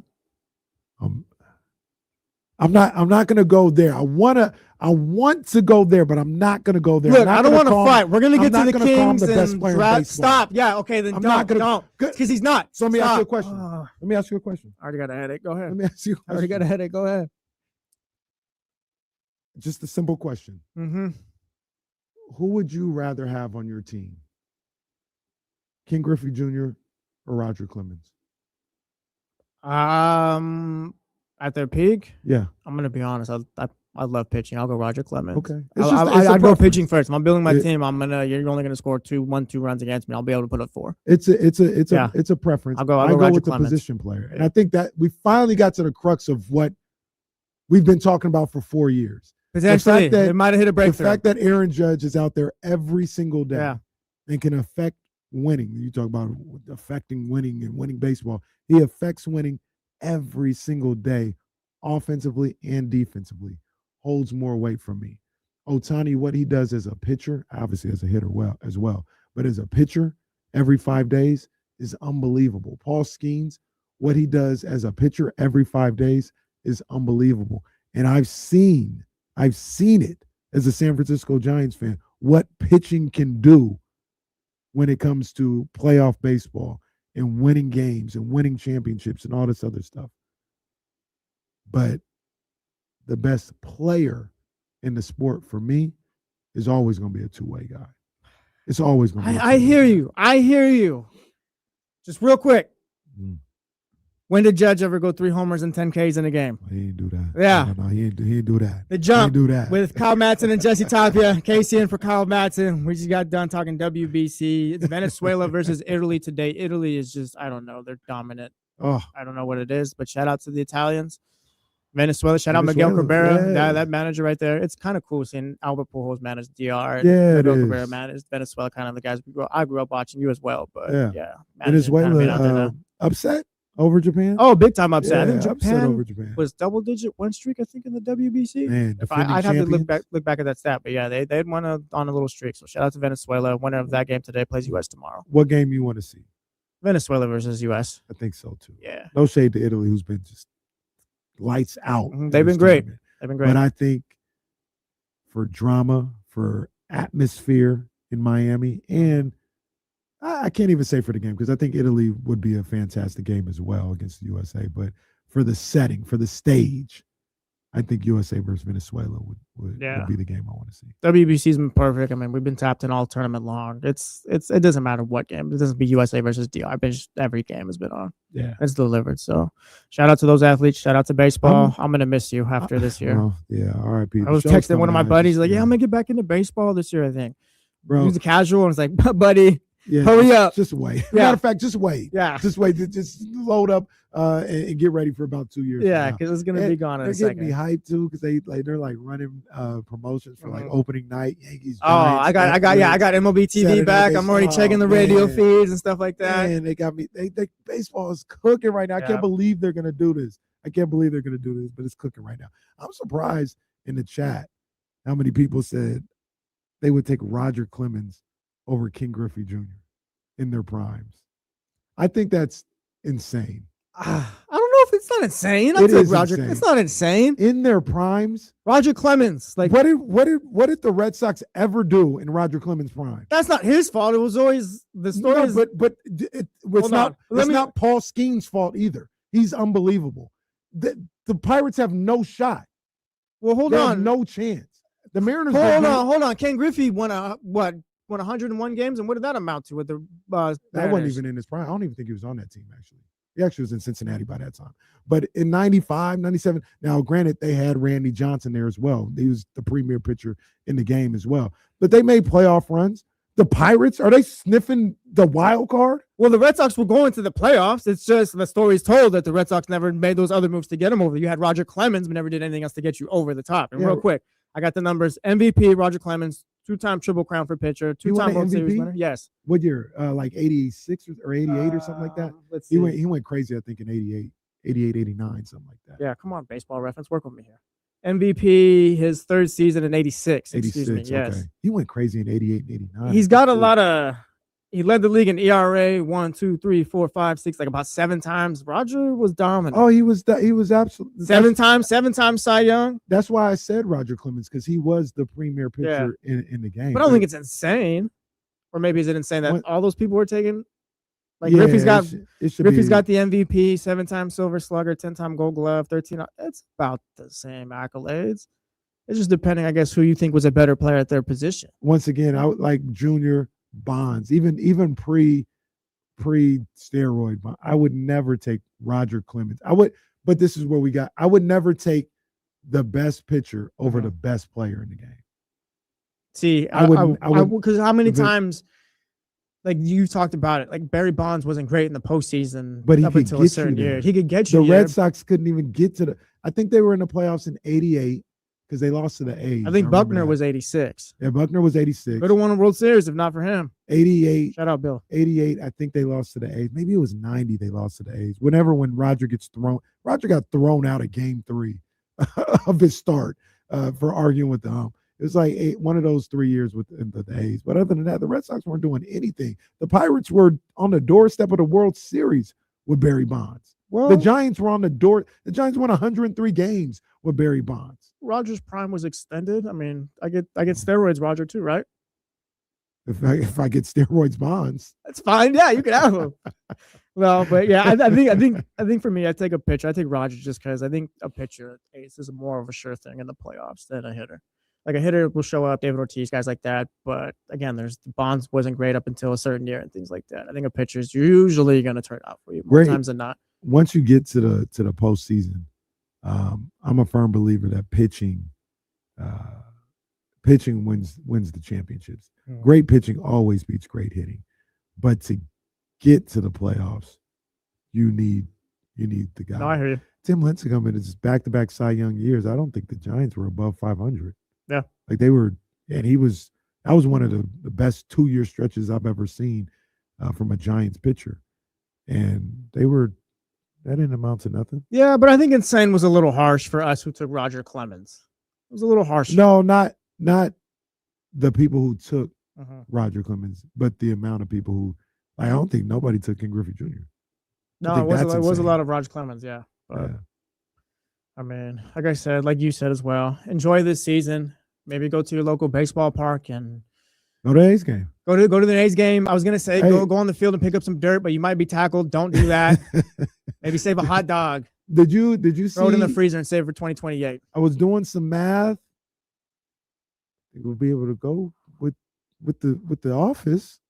Oh, really? It's a 12:05 start. Oh. It's a 12:05. We won't be there the whole game, but we could be there for an hour. Pitch. Yeah, maybe first pitch. All right, guys, we'll see you. I got a hot dog, my drink. I'll see you guys. You think they'll wait till we're done to take the picture, or will they take the picture? They'll take the picture. Oh, they're on the way. Hurry up! Stop it! They're on the way. Hurry up! Well, we gotta leave. They're not gonna take it till we leave. Oh yeah, we'll take it after. Because we gotta leave early. Oh yeah, sorry. Mark's phone's broken, and we don't have any portable chargers, so we just yeah. We'll take a picture in front of the Odyssey sign next time. We need D-Lo and Kate. We need 1320 day at the park.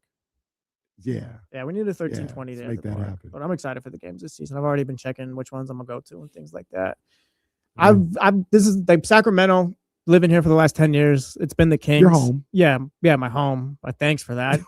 It's your home. Yeah, I agree. Yeah. I'm just trying to make sure people didn't say LA was my home. Well, it was. Well, that's fair. But if you were still in LA, it wouldn't be my home. It's nice having a couple of professional teams in the city I live in now too. Like the Kings was always great and stuff, but like the A's, I feel like it's a lot easier to get to the A's games, I'll say. Mm-hmm. So I'm excited. I'm excited for that this season. Yeah.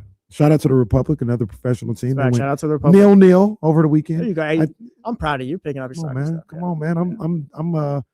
Alexi Lawless out here. No, Kenny Lawless. No, not Kenny Lawless. We don't like Alexi Lawless. Oh, okay. You could be Kenny Twelman. Tyler Twelman's okay, I think. Who's the brother that's on the Champions League? Thierry Henry, the bald one. Yeah, the French one? The dark skin one. There's a dark skin. Michael Richards, Thierry Henry, Jamie Carragher, and then there's Kate. So you can be Michael Richards or you can be Thierry Henry. Give me Michael Richards. Kenny Richards. Michael Richards. Make Michael Richards. Micah. Yeah. Oh, it's Kenny Richards. Kenny Richards now. All right. That's Kenny Richards. More soccer talk. No, I'm just kidding. We got Kings. We're not talking soccer. We're talking Kings. All right. We got plenty of Kings coming up, talking about these draft prospects. So don't go anywhere. This is The Jump on ESPN 1320, Sacramento Sports Leader.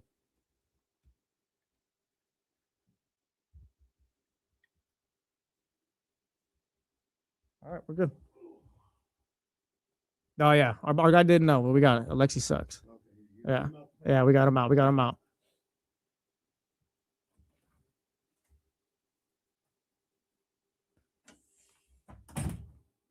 DMAC 916. This is what I'm most excited for. When I was at Sac State, I went to one game my first year, and all right, what are we getting into after halftime? Was basically the plan. Now it seems like there's going to be reasons to be at the games. Excitement's there. They're going to be playing in the MAC, so I'm super excited. Being a former student.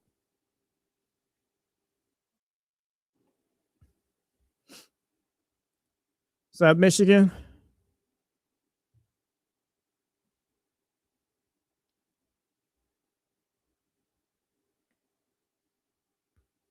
Maybe we'll get Kenny takes the World Cup this summer.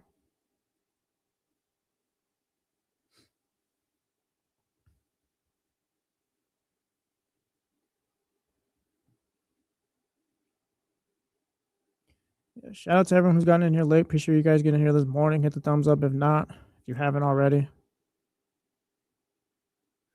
What stinks about Ken Griffey Jr., Adam Lane says, I'll take Griffey Jr. on roids. He might have had 80 home runs. Besides that, I'm sure he would have tore up. But Ken Griffey Jr. is a Cincinnati Red to me, which sucks because I miss like his prime and all that stuff. It's like when I found out Drew Bledsoe wasn't a Cowboy and he's actually thought I was a Patriot. I'm young. What do you want?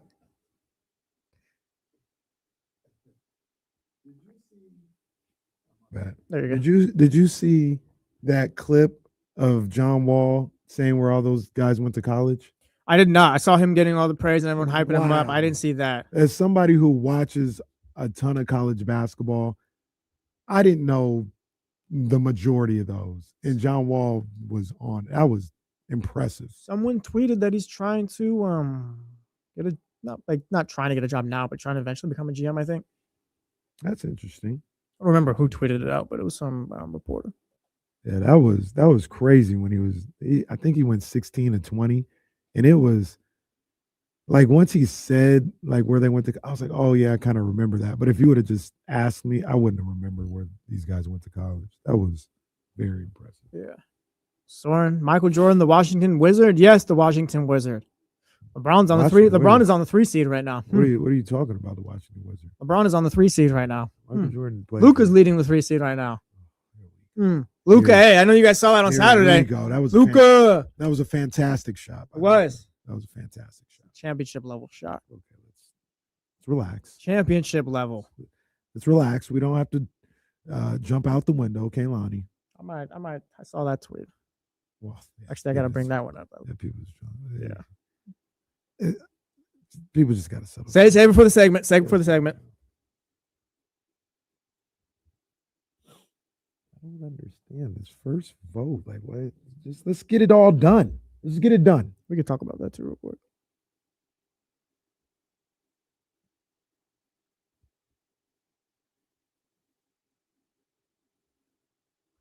Rush, I was not at the Kings game last night, but glad you enjoyed the game. Shout out Odyssey. I believe that's the game we sent you guys to. It was the game we sent you guys to. So shout out to the company. I'll be there for the Warriors on April 10th.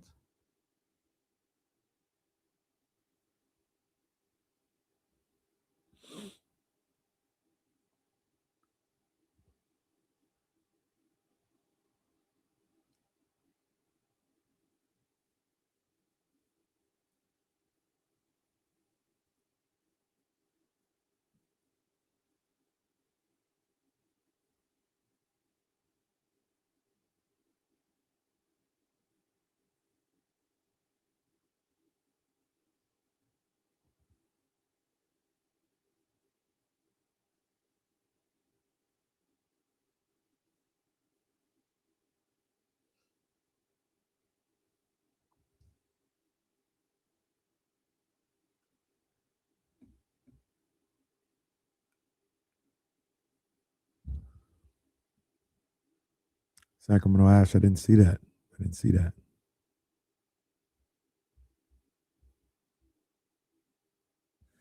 Hopefully you're right, little brother. Yeah, well, little brother, it's it's coming together. Yeah. I think they look like they.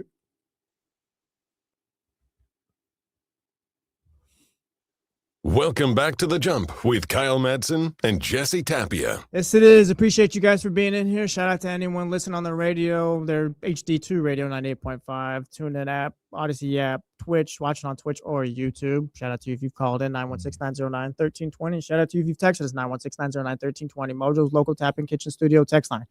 And shout out to KC. He's in here with me the rest of the week while Kyle's out in Japan. Kyle will be back next Monday, so we'll get back to regular Jump programming, and it'll be D-Lo and Casey with D-Lo and Casey rather than just D-Lo. But appreciate D-Lo holding down 2-6. Like I said, Casey here, and we've been talking a lot of Kings. I feel like we've done well. We haven't really jumped out the window or anything like that. We haven't. Yeah, we haven't. The Chatty House, everything's going wrong in Kingsland. Hey, but and look, once again, I understand. Yeah. I get it. I can't relate. Doesn't make me right or wrong or nothing like that. I just can't relate.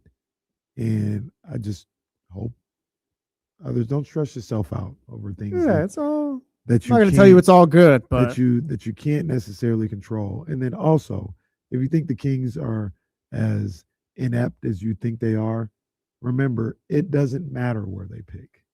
Like if you're, it's all going to be bad from here. If you truly believe like it's the Kings and we'll always get it wrong, or we're just bad luck, slep rock, and all this other stuff, then it doesn't matter. Like you'll get it wrong whether you pick the first pick or the seventh pick. Yeah, if that's what you believe.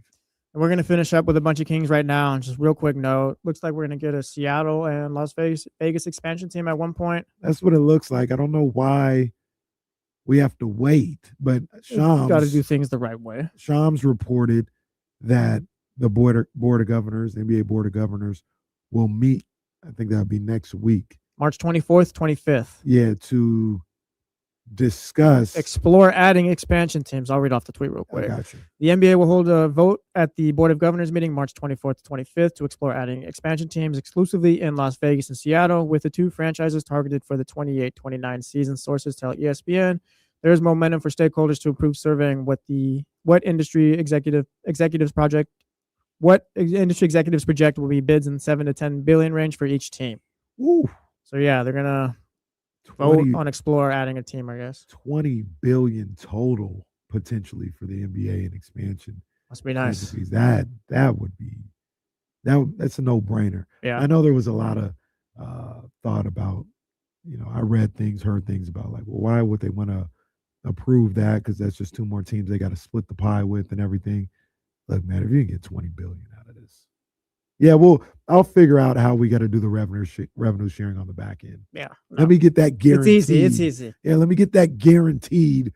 I don't know, 700 million each for all the NBA owners. If I'm one of the owners. Yeah. So when they'll vote, they'll need 23 out of 30 governors to vote in favor. So we'll see if we got some teams coming back. The interesting thing about that, because we were talking about it earlier, that tweet is. Shams says it as if they're going to vote not just on expansion, but specifically those two teams. Cities. Yeah, those two cities. So if they approve it, I wonder if they approve the vote, would they just announce that those two teams have been awarded NBA franchises? Because earlier I kind of saw it as I was driving in, so I didn't read in depth into what Shams was saying. Mm-hmm. But earlier I thought they were going to vote on the idea of expansion for the league, and sources think that Seattle and Las Vegas are the front runners, which is something that we've heard for years at this point. But reading that tweet a little different. They're going to vote specifically on whether Seattle or Las Vegas should be the next two expansion franchises. So they should be, to me, that says the vote should, if it's in favor, it should award Seattle and Las Vegas. Yeah, it seems like a formal, like just kind of, they're going to go through the official formal steps and all that stuff you got to follow. But yeah, it seems like we're just headed towards those two teams getting teams, or those two cities getting teams finally. But it should be next week. It should be announced. You can't just do that way though. You got to follow rules. But that's what they're doing. I know, but you got to do that. Doing. They're voting on. Oh, Seattle, you're saying they're going to announce Vegas. it? Yeah. Yeah, they should announce after this vote next week. Yeah. That Seattle and Las Vegas have been awarded NBA franchise. Yeah, I always I thought the way I was reading it earlier, I thought there was like a couple steps in between. I'm like, why are we taking a couple steps? I got you. Yeah, because I thought just name it when you have that vote next week, and it seems like that might be what they're doing. Yeah, so it looks like the Sonics will be back. I don't know what you're gonna call it, Vegas. Shout out to the Vegas High Rollers taking on the Sacramento Kings today. The Vegas Aces. Vegas There's already Blackjacks? Aces. Never mind. The Vegas Blackjacks. Yeah, I don't know. Yeah. It's gonna be something. Look, I'm gonna tell you right now. You're gonna sell me on Vegas right now? Maybe I'm gonna need you to sell me on something else in a bit. Hey, look, man. Hey, schedule comes out. Oh, the Kings play the Vegas Blackjacks on Saturday, March 18th. Guess where I'm going to be at Saturday, March 18th? You're hitting a weekend trip to Vegas? Oh, come on, man. Come on, let's go. Catch Killian Hayes and Sacramento Kings. Shout out Killian Hayes. Got a contract this week. You did, man. Congratulations. Yeah. Man. Sticking around in the NBA. Yeah. And this is The Jump on ESPN 1320 Sacramento Sports Leader. Appreciate you listening. KC in for Kyle Madsen while Kyle's in Japan. He'll be back next Monday. D'Lo and KC 2 to 6. Just D'Lo today. But like I said, Kyle will be back and we'll be back to normal programming on Monday. Getting back to the Kings, we've been talking a lot about the lottery odds and just winning now, how much of it is actually bad, how much of it is actually good, what it means for Doug and these players. And I had a thought yesterday before they won the game, and it has to do more with the college basketball scene. This is more your bag. You're the college basketball guy of 1320.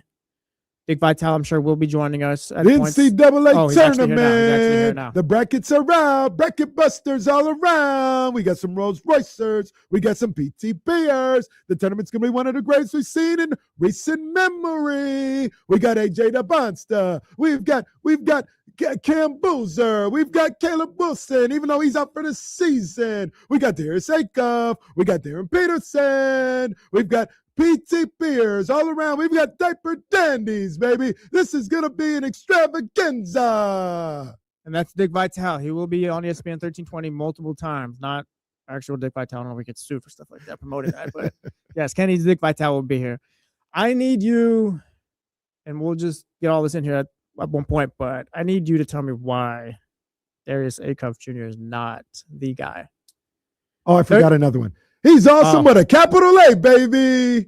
There we go. We got it. 30 points in the SEC championship. Arkansas wins it. It feels like he's rising up the ranks, and you've mentioned it before. He's a Coach Cal guard. You tweeted yesterday. All right, you mentioned Kehlani earlier. You tweeted yesterday. Shout out as I try to pull it back up. Also, people are jumping out the window. Parentheses, click Kehlani with their Peterson takes. Easily the most skilled prospect in the draft. Pass on him if you want. So Peterson to you, still Darren Peterson to you, still the guy? Even though Darius Acuff Jr. is just kind of a rocket ship right now. Darren Peterson is still the guy for me. I think he's the most talented player, talented prospect in the draft. Whether or not you want to take him or AJ number one, like I've always said, I understand anybody that's taking AJ number one. Like AJ DeBonsta is the truth, the absolute truth. Yeah, no joke, as Jeezy once said. But the way people are talking about Darren Peterson is just, it's kind of being forgotten. It feels like not only is forgotten, but like he's being dissed, kind of overlooked. Left and right. Yeah. Like, settle down. And you know what's interesting about this? What's that? This is the argument for not even playing. Darren Peterson was the number one pick going into college.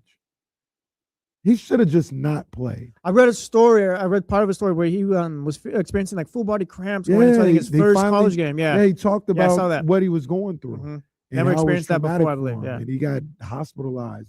Was on an IV and all this other stuff. And he was number one. He talked about it was traumatic.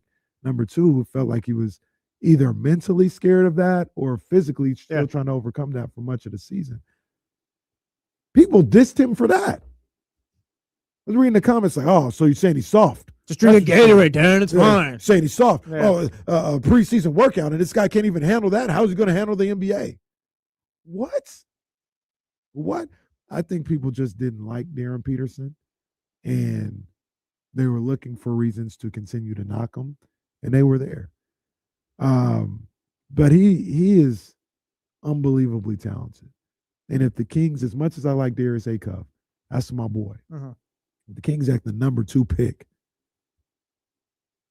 and AJ goes 1, Darren Peterson is there, and Darius Acuff is there, it'd be tough for me to pass on Darren Peterson. It'd be tough. I think he is the truth. And like I said, all these takes about him, I think, are 100% unfair and unwarranted. We had people like when he was asking, like, you don't love the game. He just don't give me a guy that loves the game. I'm sorry, the guy, his entire body's cramping up. Yeah, his whole body, and he's terrified to have that happen again. It's a mental block. He told you it was traumatic, but you're questioning whether or not he loves the game. Once again, for all those people who want these guys to play, Tyron Stokes, number 1 player in the nation. Why would, if I'm the projected number 1 player in the nation in next year's draft, why would I play a game after seeing the way people treated Darren Peterson? Seems as if it can only get worse. Yeah, that's it. Unless there's no upside you're able to overcome whatever it is you're dealing with or whatever. There's no upside to it. Why, after seeing the way people treated Darren Peterson this year and what he went through, why would I play a game? I'll just be competitive. Yeah, so you guys can pick apart my game and talk about how I'm really not the best player in the country when I've got this secured right now. And that's the thing too, Darren. We talked to a guy from the KC Star. I'm sure there's a lot of Darren is not a vocal guy. He's just introverted, things like that. So for a guy who doesn't necessarily speak up for himself too much and just kind of stays to himself, the media is, shout out to us, the media, is going to talk for you at times. Right. And that's probably a lot of what happened this year as well. Yeah, for sure. Your original question, though, was about Darius Acuff Jr. Yeah, so no, seeing him tear it up, I'm honestly, if the Kings land pick, let's say they don't land 1 through 2. If they land like 3 through 6, I'm gonna be pretty happy. I think I'm taking just all these guys and seeing how they're tearing it up right now. Darius Acuff, Kingston Fleming's been good. Cam Boozer, I feel like, is starting to, I guess, not become more known, but I think people are taking more notice to what he's doing with Duke and all those things. Right. And it's just 1 through 6. I think, yeah, it's all right. Kings can handle that. You, of course, would have wanted 1 or 2. Maybe we can argue about tanking at that time and things like that. Yeah. But if they do land 7 or 8, it's a bit scary. What are you getting if you do land 7th or 8th for the Kings? Like, can you still are you just getting a good player? Can you get a guy you can build around? Or 1 through 6, it feels like you can get a guy. 1 through 2 is like those are franchise changers. Then 3 through 6 feels like you can get a very, very good player. Is that still the case around 7 through 8 as the Kings start to win a bit more games? 100%. Absolutely. And off the top of my head, I think about a guy like Michael Brown Jr., who was projected maybe 4th or 5th going into the season. Has seen his stock go down a little bit. Like if he got to 7 or 8, which is like I don't think he's going. I know he's not going past 10, but if he got down to like 7 or 8, you got a guy like Michael Brown Jr. at that spot. And come on now, you cooking. This is one of the premier young guards in the country coming out of high school. Had some ups and downs, dealt with some injury issues a little bit at Louisville, but I mean he's still. I'll look it up, but he probably still averaged 20 points per game or close to it this year. Young point guard, super skilled, can score on all 3 levels. And you get a guy like that at 8, that's a good look. That's a real good look. At one point, they had Darius Acuff before he started to rise up and up the draft boards. They had him at a guy 7 or 8 or something like that. Tankathon has him at 8 right now. I ran the draft simulator, you guys. The Kings got the 4th pick. Not bad. Not bad at all. Caleb Wilson's the pick. Darren Peterson's going to the Nets. Cam Boozer to the Mavs. AJ DeBon's to the Wizards. And yeah. And see, I would take Acuff. I'm in the minority for some people, but I would take Acuff ahead of Cam Boozer and Caleb Wilson. Yeah, Acuff, if you don't have pick number 1 and you're not deciding between Peterson and DeBon stuff, feels like Acuff is the guy for me right now. Yeah, I would. There's a massive track record there with Calipari guards and just the way they've turned out in the league. Where it's like I'll buy it. And guys like Calipari or the people who play against him say This might be one of the best, if not the best, of the whole stable. I've looked a number of different times, tried to find weaknesses in his game. I know Bobby Jarrell came on and talked about his defense and how that could be hit or miss, and I see that. I think he competes though on the defensive end a lot of the times when you talk about Acuff. He can score on all three levels. I think it was either Jay Billis or Fran Fraschilla who talked about this. I can't remember who it was, but they talked about these. People say he's only 6'2", maybe 6'3" with shoes on and all this other stuff. And they're like, yeah, some of the top scorers in the game right now, including the reigning MVP, is about 6'2", 6'3". So that shouldn't be a hindrance on whether or not you draft him if you think he's really that dude. I'm all in, man. I'm all in. I think he's a fantastic point guard. Number one, he can score it, but he's also a leader out there. Gets his teammates involved. I'm all in on Darius Acuff. I've been all in on him for a couple of weeks, for about a month or so, and I just see his stock rising up and up. I think he's poised to have a big time tournament. If you liked what Scott Perry did this year at the draft too, and doesn't have to be just the draft. We can call it the undrafted guys that he brought in with Dylan Cardwell. Daquan Plowden there seems to be intrigue with Daquan Plowden. Yeah. And then you got me going first round pick and then Max going 2. I mean, if you're happy with and maybe I'm just playing silver linings, maybe I'm playing the positive side of the game here. If you're happy with what Scott Perry did at the draft this year and around that time, I mean, I guess that is kind of a positive to this team winning games right now. If they do pick 7th, if they do pick 8th, it seems so far that he kind of says talent pretty well. Yeah. The free agent moves weren't great. Dennis Schroeder wasn't great or anything like that. They clean their hands with that, so we'll see. But yeah, maybe I'm just looking for silver linings and all that. But I mean, they got some good young players this season. And before we get out, I do want to talk about those young players, talking about getting back to the Kings. Well, I guess sticking with the Kings, we're talking about draft prospects, but this guy isn't a young player. He's a vet, but also kind of moved around. What am I supposed to do with Precious Achiuwa's performances? Yeah, I'm supposed to appreciate him and look at him as a guy that potentially could stay here for a couple years. And you can see but he's not a starting 5. He's not a starting 4, anything like that, right? He's just the backup big, right? I don't need to go crazy over this. He could be a starting 4. Okay.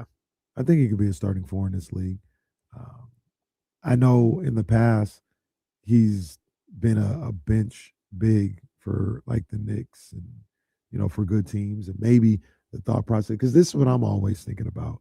I'm thinking about like when the team is good, are the guys that you're starting with, are those the starters on a good team? Because that's where everybody wants to get, a team that is in the playoffs and pushing to win multiple rounds in the playoffs. Is Maxime Reynal, is Nick Clifford, is Precious Achiuwa? Are they starting guys in that situation, or are they just starting guys in the NBA in general? Yeah. And I'm on the fence about it with Precious, about whether he's a starting guy on a really good team. But the Kings got a ways to go before they get to that. And when you're trying to build a program, trying to build your franchise up, I think Precious, at the very least, is a guy that you could have here for a couple years and see what he has. See if he really is a guy that you can grow with and that can be a pillar, so to speak. It's a guy who wants to be here, and maybe I'm being too positive today, and maybe we should have been super negative. It's like, oh, no, you guys shouldn't be winning, messing up the draft status and all that. But we've kind of talked all around it. It's another plus for Doug Christie to me. It's not a big plus or anything like that, but Precious talking about how he wants to be in Sacramento, how he's loved playing for Doug Christie. Yeah.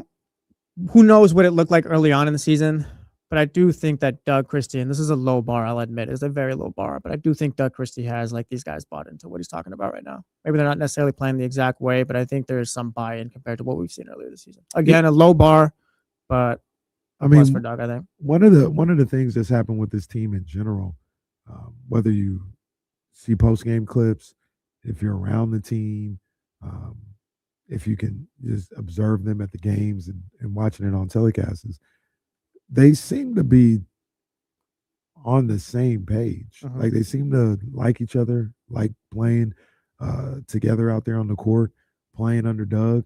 They seem to be a team that is good with each other. And that hasn't resulted in wins. So that's why nobody really cares about that.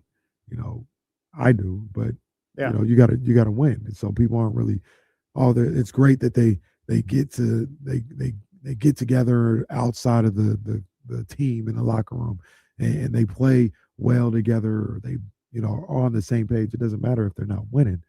But I think that matters. I think that's a testament to Doug Christie and what he's been able to foster in that locker room, and him as a coach, and guys like Precious enjoying their time they're having playing under Doug Christie. So looking for something, there's that at least. Yeah.